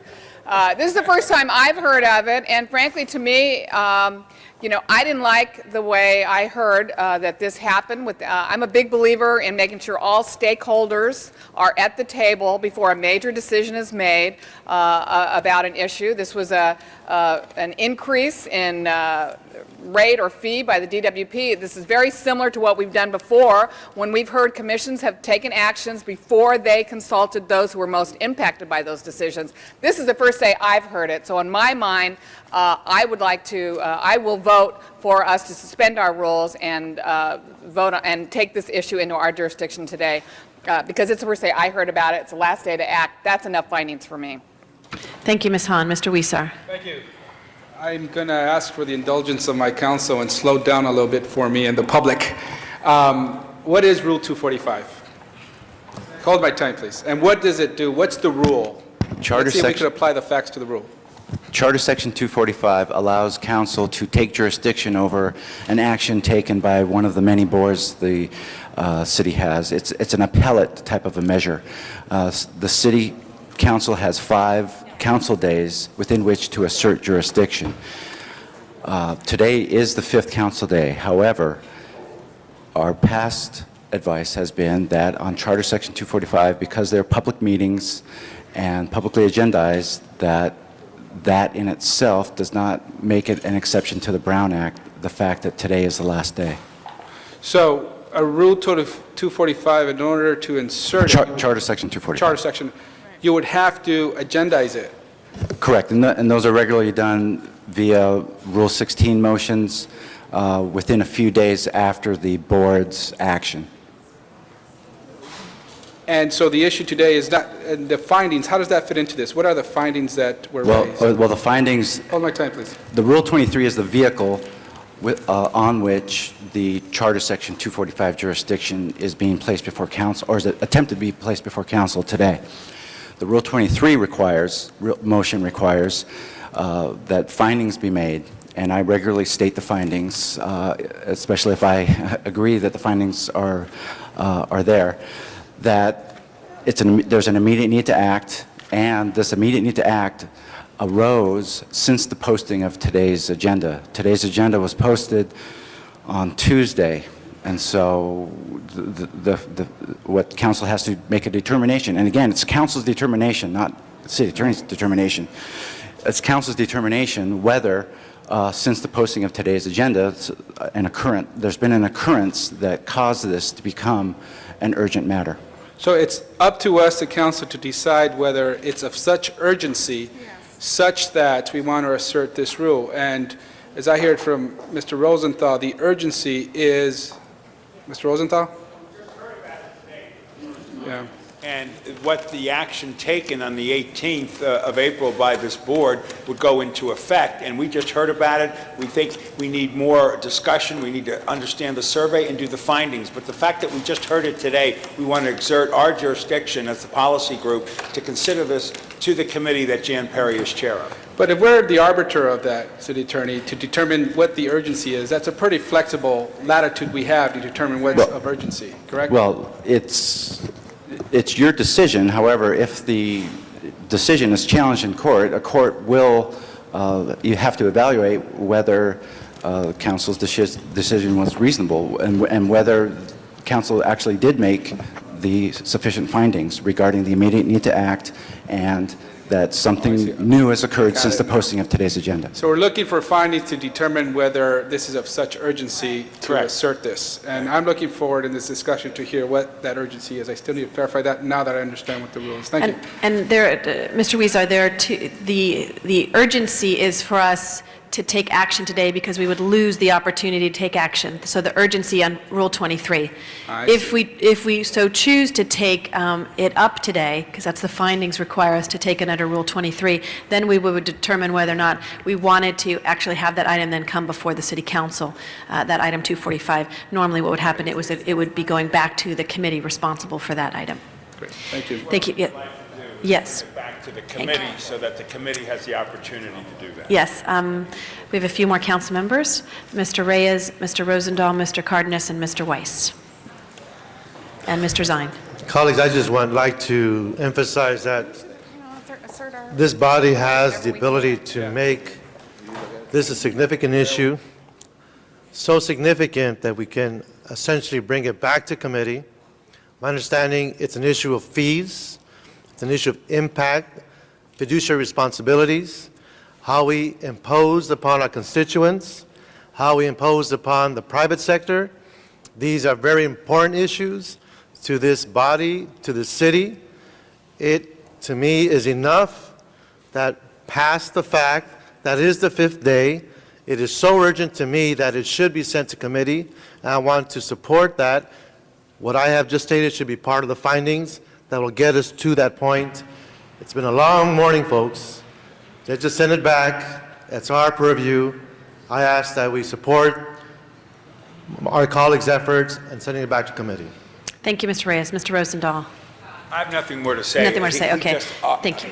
was very Thank you. articulate. Thank you. Sorry, you were that they had you up. That would have been your second time. So, Mr. Cardenas, Mr. Zine, Mr. Smith, then Mr. Weiss. Yeah, You I'll be take brief. Mr. Weiss off. I'll be brief on the findings. Yes, this is the fifth day, but on the first day and the second day and the third day and the fourth day, this council member was not aware of the fact that the detrimental effects on this matter could in fact have an adverse effect on the city, on the Department of Water and Power, and on our constituents. So based on that, I would like to submit that as my understanding of what my latitude is on the findings, is that I was not aware. I was aware of the fact that this action had occurred. But up until today, I didn't realize the ramifications. Based on those potential ramifications, I think it's in the best interest of the city of Los Angeles for this body to go ahead and bring it into the purview of the council so we can review that decision and possibly agree with it if we find that there are no adverse effects or that those adverse effects are not that grave, or we could actually overturn it. Thank you. Thank you. Mr. Zine? Thank you, Madam President. Open, transparent government, that's what we're supposed to be. And this is an example of what we're trying to accomplish is open, transparent government. There's a lot of stakeholders that have questions and concerns. And if it's just passed through the commission and we just give it the rubber stamp, then we're really doing a disservice to the people of Los Angeles. So I agree that there is an urgency on this. It is the 5th day. I was unaware of it until I think it was yesterday when I became aware of it. There was no council yesterday, so I support that also. Mr. Smith? Well, I concur with my colleagues that this is information that just came to us. That's what the 245 law says. This information just came to us, and we didn't have a chance prior to do this. And that happens frequently with our proprietary departments. They are acting outside this building in another venue, and we don't hear about it. There are filters over here. So we had a previous opportunity to act, but nobody knew there was an action necessary. And that's the findings necessary for 245 action. And so I think we're in our purview to do so. I think there's no negative effect. If we do act, nothing is hurt by us taking an action. So why not take that action and review it because of the impact of the city of LA, to business in the city of LA, to the citizens of LA, because these fees will get passed on sooner or later through cable companies or whatever. So let's hear that, bring it over here. I can only caution, and Mr. Rosenthal, you may not be aware, but when we do 245 an issue, we can't make changes in it. We can either vote yes or no. So when this comes back, we're not going to say, well, $15 makes sense, $12. We can either say $30 doesn't make sense or does, and that's it. So that's the caution. Thank you. Mr. Weiss? Just want to ask the city attorney, the reason that has been, tell me about it, the reason that has been proffered for why the findings can be made is that council members were unaware of the official action of the Department of Water and Power Board 10 days ago. Under the law, is that a sufficient finding under Rule 23? I don't believe so. I don't believe it's sufficient. Could you say that? I don't believe that's a sufficient finding because it's a public meeting. The Board of Water and Power Commissioners meeting is a public meeting, and the whole world knew about their action. So I just don't. At least the citizens of LA. Guys, colleagues, can I just ask colleagues? Because we've all done these motions before. I've done them. Everyone has done these motions at times, but we have to rely on the advice the city attorney gives us, or else there's very little point in having them sit there. So we don't have to agree with them, but they sign off as the form and legality of ordinances we pass. I mean, they have a role. And I asked them the question, and is there anything else that we need to know on this? Just in answering your questions, I don't believe the findings are sufficient. Okay. There's two prongs for the Brown Act, that there's an immediate need to act. Yes, sure, there's an immediate need to act. Today's the last day. But also, since the posting of the agenda, what new information has occurred? And in our opinion, there's been no new information. That's our advice, and it's council's decision whether to follow it. There may be consequences legally afterwards. Mr. LaBonge? I call for the question. Okay. Call for the question. You okay with that, Mr. Cardenas? Mr. Cardenas was our last speaker. First, you're okay? Okay. So we won't need to call the question. Everyone is finished speaking. Before us, colleagues, Madam Clerk, if you can, it is on the findings on the Rule 23. On the findings only, and 10 votes are required. Madam Clerk, open the roll, close the roll, tabulate the votes. 11 ayes, 1 no. That item is now before us. We have this item and the ability to 245 it. Any other comments, Mr. Rosenthal, or just a vote to send it to committee? Okay. Mr. Cardenas, your name is still on there. I don't know if that's from the previous one. You don't want to speak on this? Okay. Madam Clerk, open the roll, close the roll, tabulate the votes. 12 ayes. That item will be going to committee. Madam Clerk, I think we're back to number 8.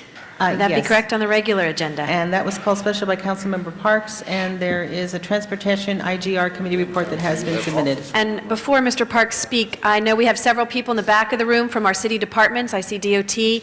We will begin Budget Committee, Mr. Parks, is that correct? A half hour following the conclusion of the city council meeting. So we do have two items still before us, item number 26, as well as also one of the items on the special agenda.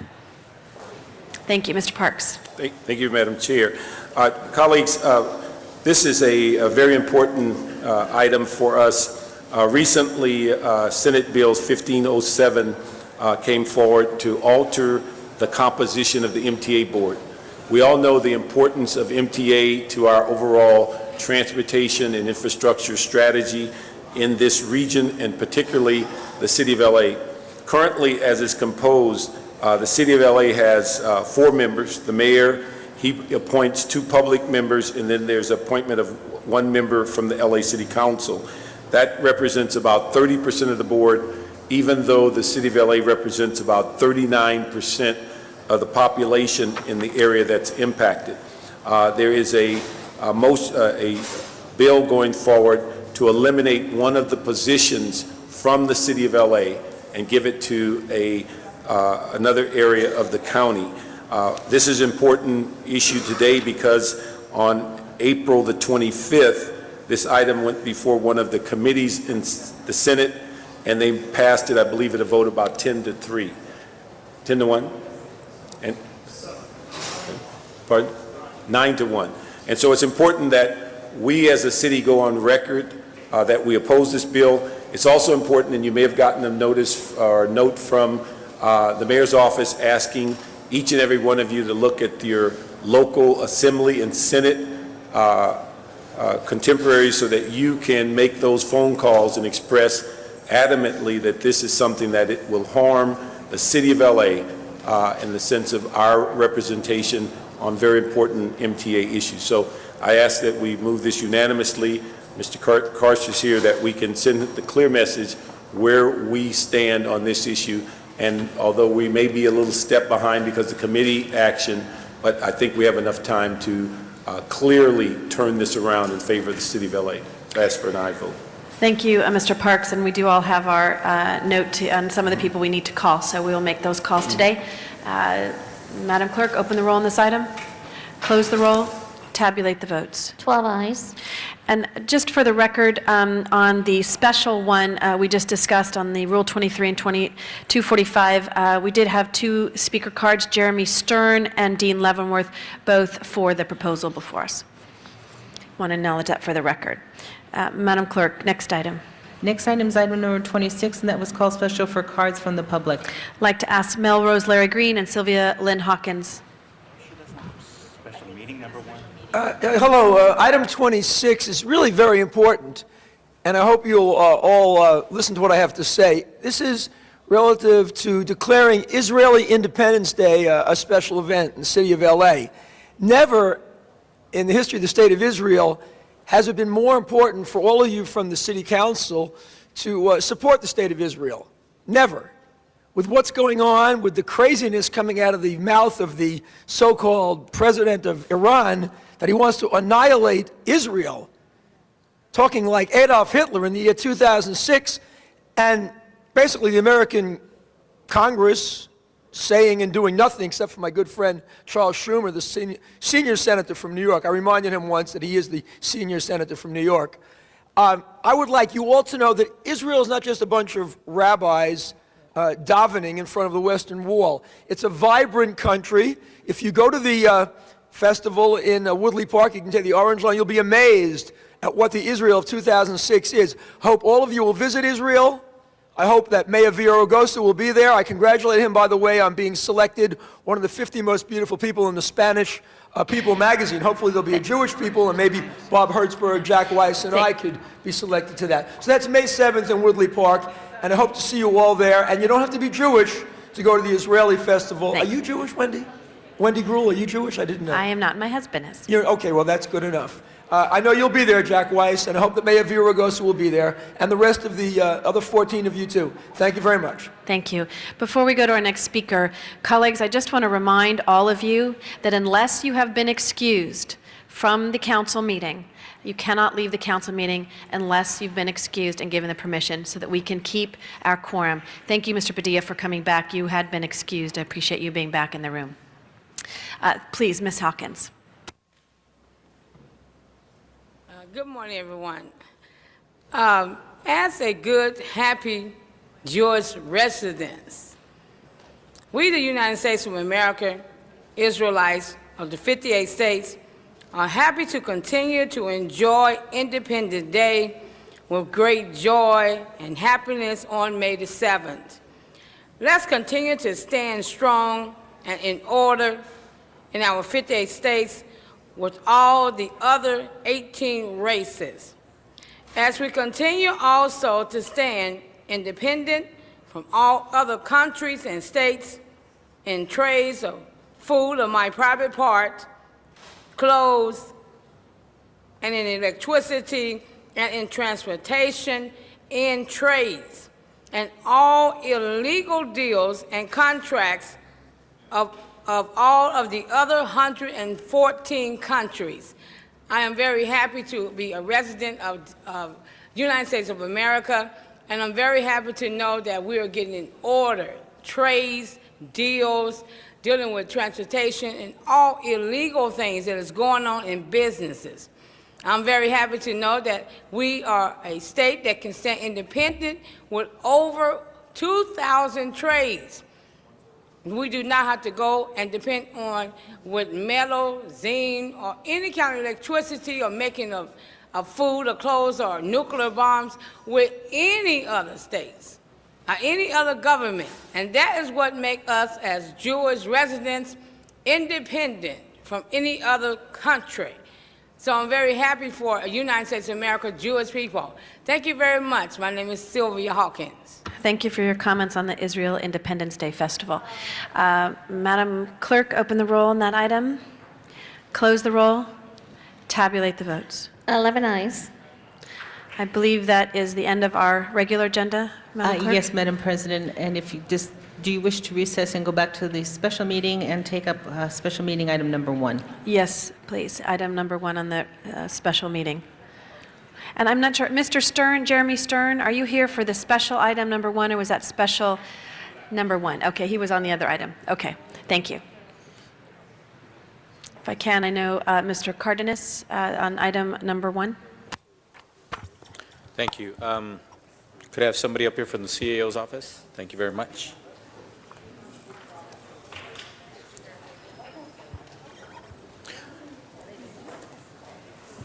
Basically, the item before us has to do with finances at the convention center, correct? Yes, this is a contract reduction amendment. 3 years ago, we refunded $450 million of our convention center debt. $250 million of it was in variable rate debt. And at that time, in order to issue variable rate bonds, you need basically an insurance policy for the underwriters to sell the debt. So we chose 2 banks through competitive bid, JP Morgan Chase and Dexia, and we accepted the lowest bid, which at the time was 29%. 3 months ago, when we did the same thing with the wastewater, we got a bid of 12%. So we realized that the market had changed, and so we went to the banks and asked them if they would if we extended the contract with them, would they be disposed to reduce their rate? So they did. They reduced their rate from 29% to down to 15%. And so now we're coming forward to request that you approve an amendment to the existing contract to reduce the rate and extend the contract from 2008 to 2011. And that will produce a general fund savings of approximately $1.8 million. The bonds stay in place. This is just the insurance behind the bonds, the facility, the liquidity facility is what we call it, in order for the bonds to be sold at market. So basically, what's these are critical- matters that are attached to the bond. It's not the bond itself. No, it's not the bond Not itself. a bond itself. Yeah. What's critical, if we don't move by the first, you would have to, we have two options. Either send out an RFP to find another bank, or start to renegotiate again with the existing bank, which would result, in my opinion, a high... Would or could, right? Could. Well, Would or could, could, yeah. but it's highly probable that it will, at a higher rate, which would, and as a consequence, the savings we're talking about is general fund dollars. It would have an impact on the general fund savings. We strongly urge support for this. Good. And I like it when the city figures out ways to save money, and I like it when the city actually is reviewing things and actually figuring out how to better improve our expenditures, which means better use of the taxpayer money and in all coffers, whether it be general fund or special funds or what have you. So this is a good thing. But one of the things I wanted to ask is, why are we here? This is an item on the agenda of the council, but why are we here with a deadline coming up on Monday? How long did we have to actually review this and uncover this and realize that we have this potential savings opportunity? We have been working on it for weeks. There was some administrative glitch that prevented us from getting it on the appropriate committee agenda, despite everyone's efforts. You know, there's just one basic thing was it didn't appear on the agenda one day. It was just an oversight through no fault of anyone. The deadline is May 1st. That's why we're trying to bring it in right now. There's nothing mysterious or fancy about this. This is a straightforward reduction in the rate as a consequence of very straightforward savings to the general fund. If there is something that was, if this is a highly complex, unusual deal that we've never done before, we'd be the first ones to say, slow it down, let's talk about it, let's go through it in detail. This is a bank who was charged since 29. Through our efforts, we went to them and said, you need to reduce it, or we'll go off for an RFP. They reduced it to 15, and there's some hard dollar savings with this. Okay. Well, I'm glad you're clarifying that this isn't the most sophisticated matter before us when it comes to our public financing, Yes. which it is not. It's much, the bond in and of itself is much larger than this figure, and potential savings, if we were to reevaluate that and have a potential savings opportunity, would probably be much larger than this, what we're saving here. But this, again, this is a good thing.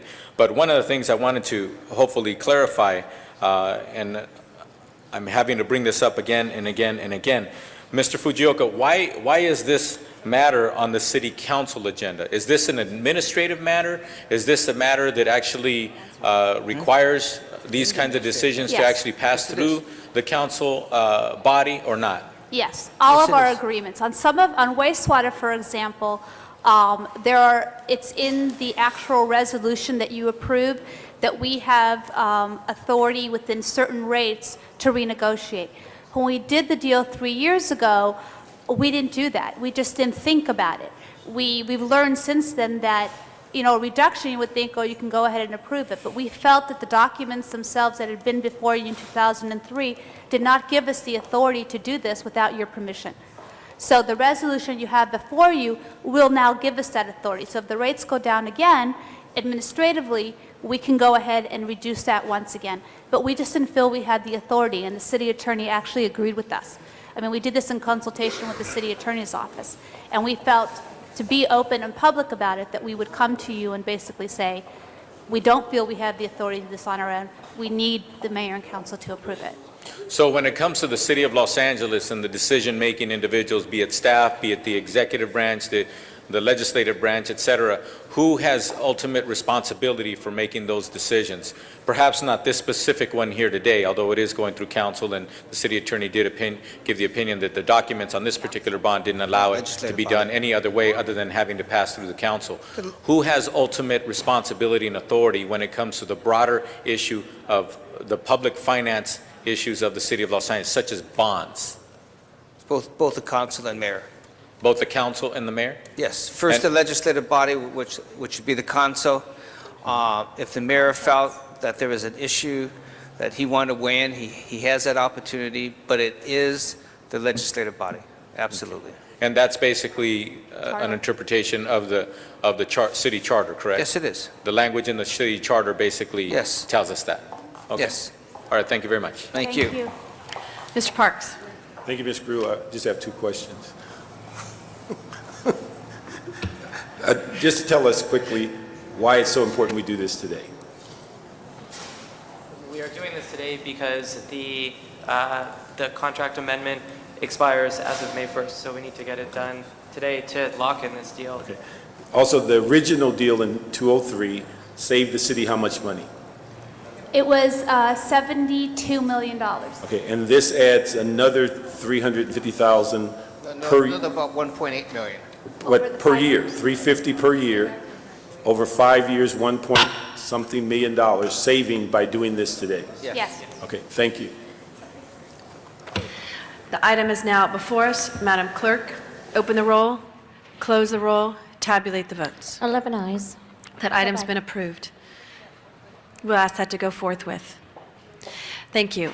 Madam Clerk, next item. And that would conclude the special meeting, Madam President. Thank you. We will adjourn the special meeting. Next item. Going back to this regular meeting, council has motions for posting and referral. Those will be posted and referred. And there are excuses on the desk. Councilmember Padilla requests to be excused May 23rd to leave at 11 a.m. for personal business. A motion is required. Mr. Zine moves, Mr. Labange seconds. Councilmember Cardenas requests to be excused May 16th to leave at 12:15 for city business that meets council policy. Thank you. He's excused. And Councilmember Zine requests to be excused Friday, June 9th to arrive at 11 a.m. for city business that also meets council policy. He will be excused. And that clears the desk, Madam President. Members, are there any announcements today? Yes, Mr. Reyes. Thank you, Madam President. I wanted to announce and recognize that tomorrow, through resolution, we're recognizing Arbor Day. And we have members of the Department of Recreation and Parks, Forestry Division, especially George Gonzalez, our Chief Forester of the Urban Forestry Division. Throughout the nation, people celebrate and recognize April 29th as Arbor Day in recognition of trees cooling our cities, fighting pollution, conserving energy, providing habitat for wildlife, and enhancing our neighborhoods. The City of Los Angeles plants and maintains 700,000 street trees and 850,000 park trees.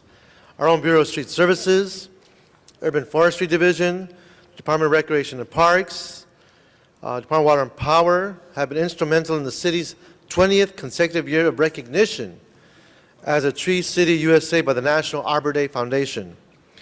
The Mayor's Million Tree Initiative will be launched at the Arbor Day celebration tomorrow from 11 a.m. to 3 p.m.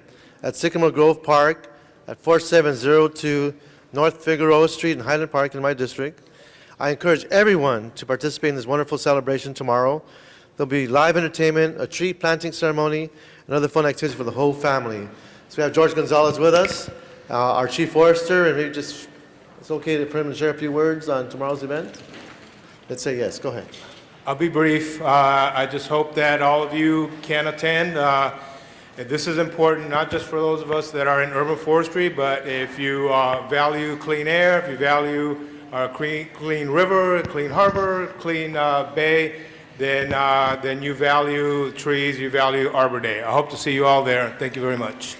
Thank you. I'd like to acknowledge Mr. Labange. Thank you very much.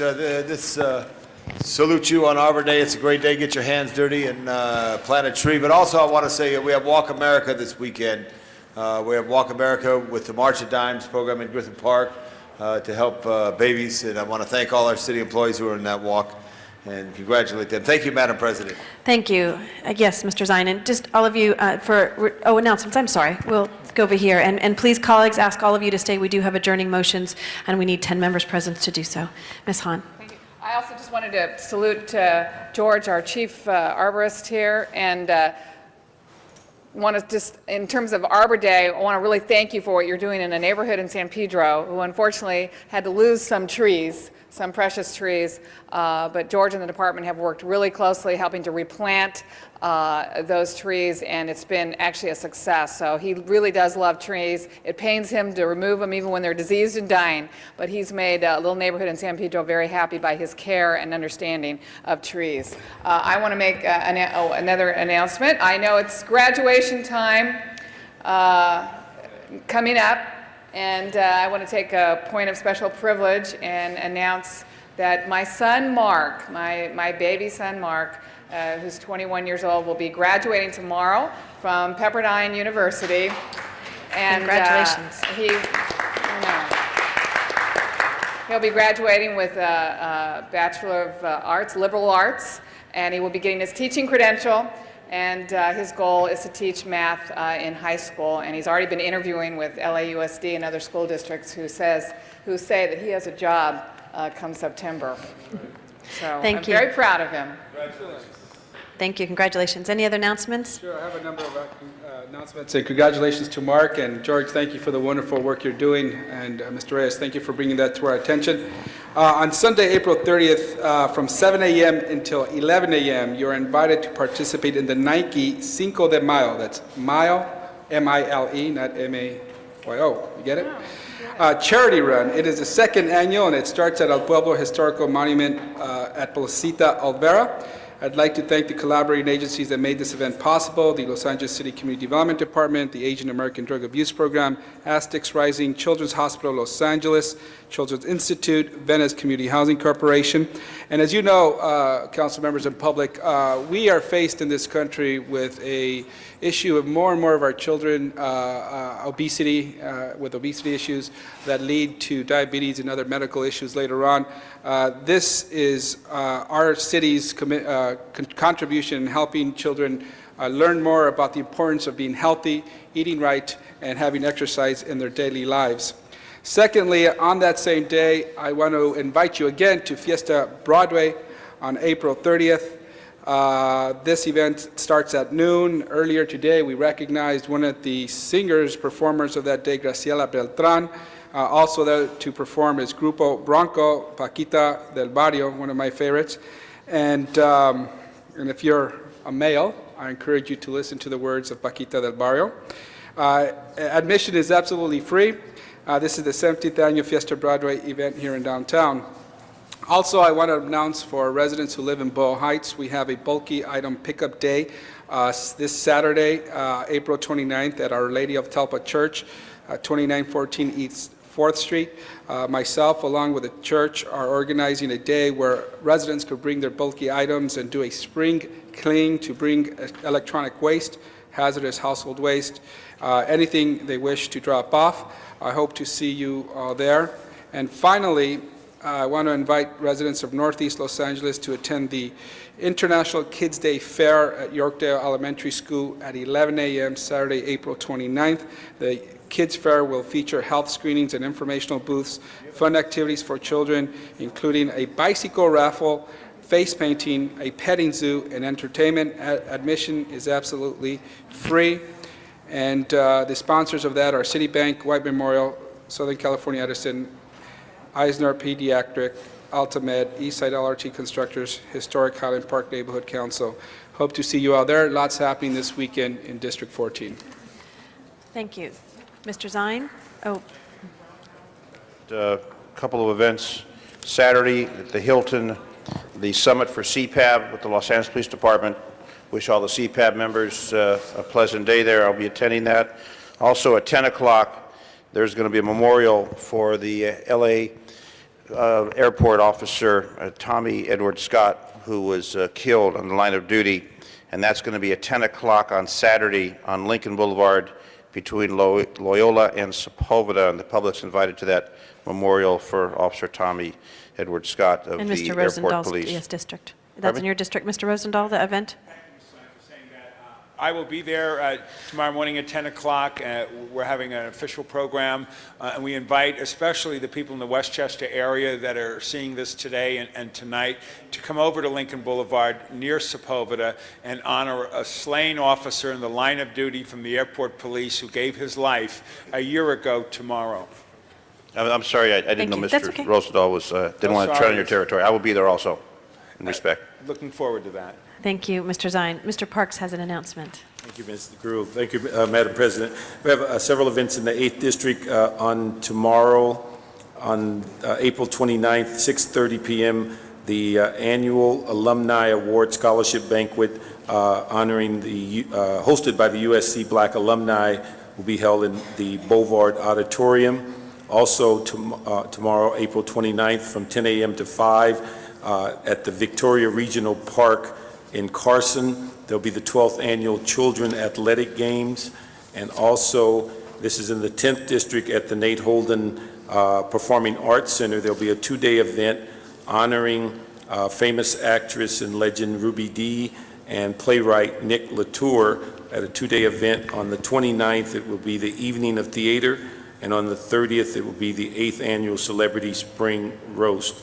And finally, on May 4th, McCarthy Building Companies will be seeking contractors who are interested in participating as subcontractors on the building of the $100 million county administrative building that is going to be housed at 83rd in Vermont. They'll be meeting on May 4th, 6 to 8 p.m. at the Constituent Center, 8475 South Vermont. Thank you. Any other announcements? If not, adjourning motions? If I could please ask everyone to rise.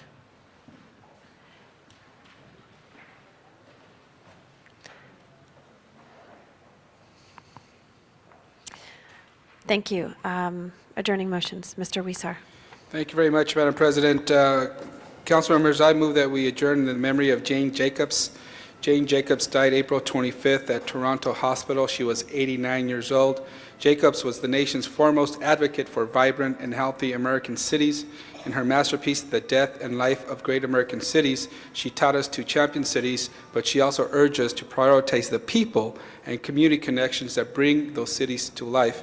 In the 1950s, when conventional wisdom was to bulldoze blight and replace it with orderly rows of urban renewal, Jane Jacobs celebrated the hum of city life, crowded sidewalks, packed subways, and bustling stores. She inspired Americans to rebuild our cities around the everyday needs of the people who live there, and she advocated for mixed-use development, parkland, public transportation, and public space. Jacobs' thinking was enormous resonance for Angelenos today. As we work to revitalize our downtown core, we know that her thinking is leading some of the thoughts we have there. According to Jacobs, designing a dream city is easy. Rebuilding a living one takes imagination. Jane Jacobs first rose to national prominence as a community activist who fiercely fought efforts to build an expressway through her Greenwich Village neighborhood in New York City. She was born in 1916 in Scranton, Pennsylvania. In addition to The Death and Life of Great American Cities, she authored The Economy of Cities, Dark Age Ahead, Cities and the Wealth of Nations, The Nature of Economies, and Systems of Survival. Thank you. Mr. Either adjourning motions? Mr. Reyes. Thank you, Madam President. I stand to adjourn in honor of Chi Mui. Chi Mui was 53. As the LA Times pointed out, was the first mayor of Asian descent in San Gabriel's history. But for Los Angeles, he was a strong advocate for many of the communities in the Northeast. I met Chi Mui back in 1991 when he was then the husband of Sharon Low, who was a candidate for the 1st District, a strong advocate for Chinatown, the working class folks. He was one of the leaders that pushed hard for the state to acquire the cornfields that today is now an open space. $35 million was generated. He was one of the community leaders, together with a consortium, a collaboration of many stakeholders. He's a graduate from Polytechnic University, New York, 1980. He worked hard for affordable housing, was a staff member for Lucia Roby Allard, Assemblymember Richard Polanco, and State Senator Gloria Romero. He left a pretty profound impression in how he lobbied. I know at times we were on opposite ends of the issues, but he was always able to generate the type of consensus building that was needed. And today we look back and benefit from his hard work. He is survived by his sons, Kevin and Brian, and his current wife, Betty C. May he rest in peace. Thank you, Mr. Reyes. Mr. Rosendahl. Thank you, Madam President. All members? Oh, yes, Mr. Weiser. Mr. Padilla. I can be a co-presenter, Mr. Reyes, and I had spoken earlier, and all members, on the tribute. I had an opportunity to work with Chief for several years, off and on. I first met him when he was working in the office of Senator Polanco. One of my regrets is that he and I have been talking for close to 3 years now about getting together. He wanted to take me to his favorite Chinese restaurant in San Gabriel, and was so proud when, through his illness and attempts at recovery, had become mayor of San Gabriel. But whether it was his advocacy for the cornfields, advocacy for education, for housing, or anything else, I think he really did embody the American dream. It is significant to note that he was born in China, came to this country in 1963 with his family to Chinatown in New York, and that's where he learned to speak English before moving out after graduating from college to the Los Angeles area. So if ever there was a story of a Chinese American living the American dream and giving back to the community, it was Chi Mui, and we're going to miss him very much. A few words about Chi Mui. I had the pleasure of working with him a number of times, and he struck me as someone who wasn't there for the glory or for the credit, but just wanted to do the work, the good work of making the city of Los Angeles and Southern California a better place. He had a number of friends that had always wanted to continue the friendship, because he was one of those individuals who really valued friendship and valued a person as a human being, regardless of their background, and was able to just run around in different circles in the social society, the social areas in Los Angeles, and someone who was a hard worker, and I know that we'll deeply miss him.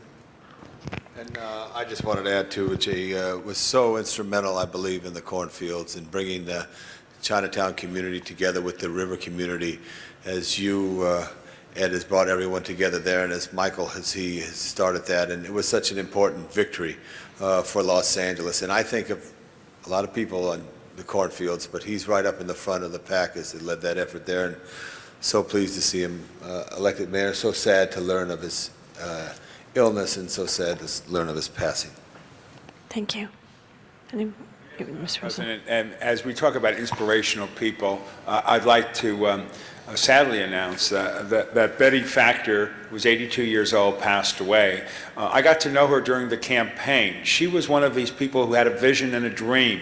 She helped create the Mar Vista Family Center. I went and toured the center with her, and you could see the gleam in her eye. She and her husband, 1977, saw a part of the 11th District where great community support would make a big difference. They formed the Mar Vista Family Center, and basically it requires the whole family's involvement, mothers and fathers and kids and grandparents, and it's thriving today. It wouldn't have happened if it wasn't for Betty Factor. I don't need to read the obituary. I can just tell you that she'll be sorely missed, and in her honor, most recently I got $500,000 from a giver that will be announced, and we're going to dedicate it in memory of her for the fine work she did in creating that center and the thousands of families that have been impacted in the Mar Vista area. May she rest in peace.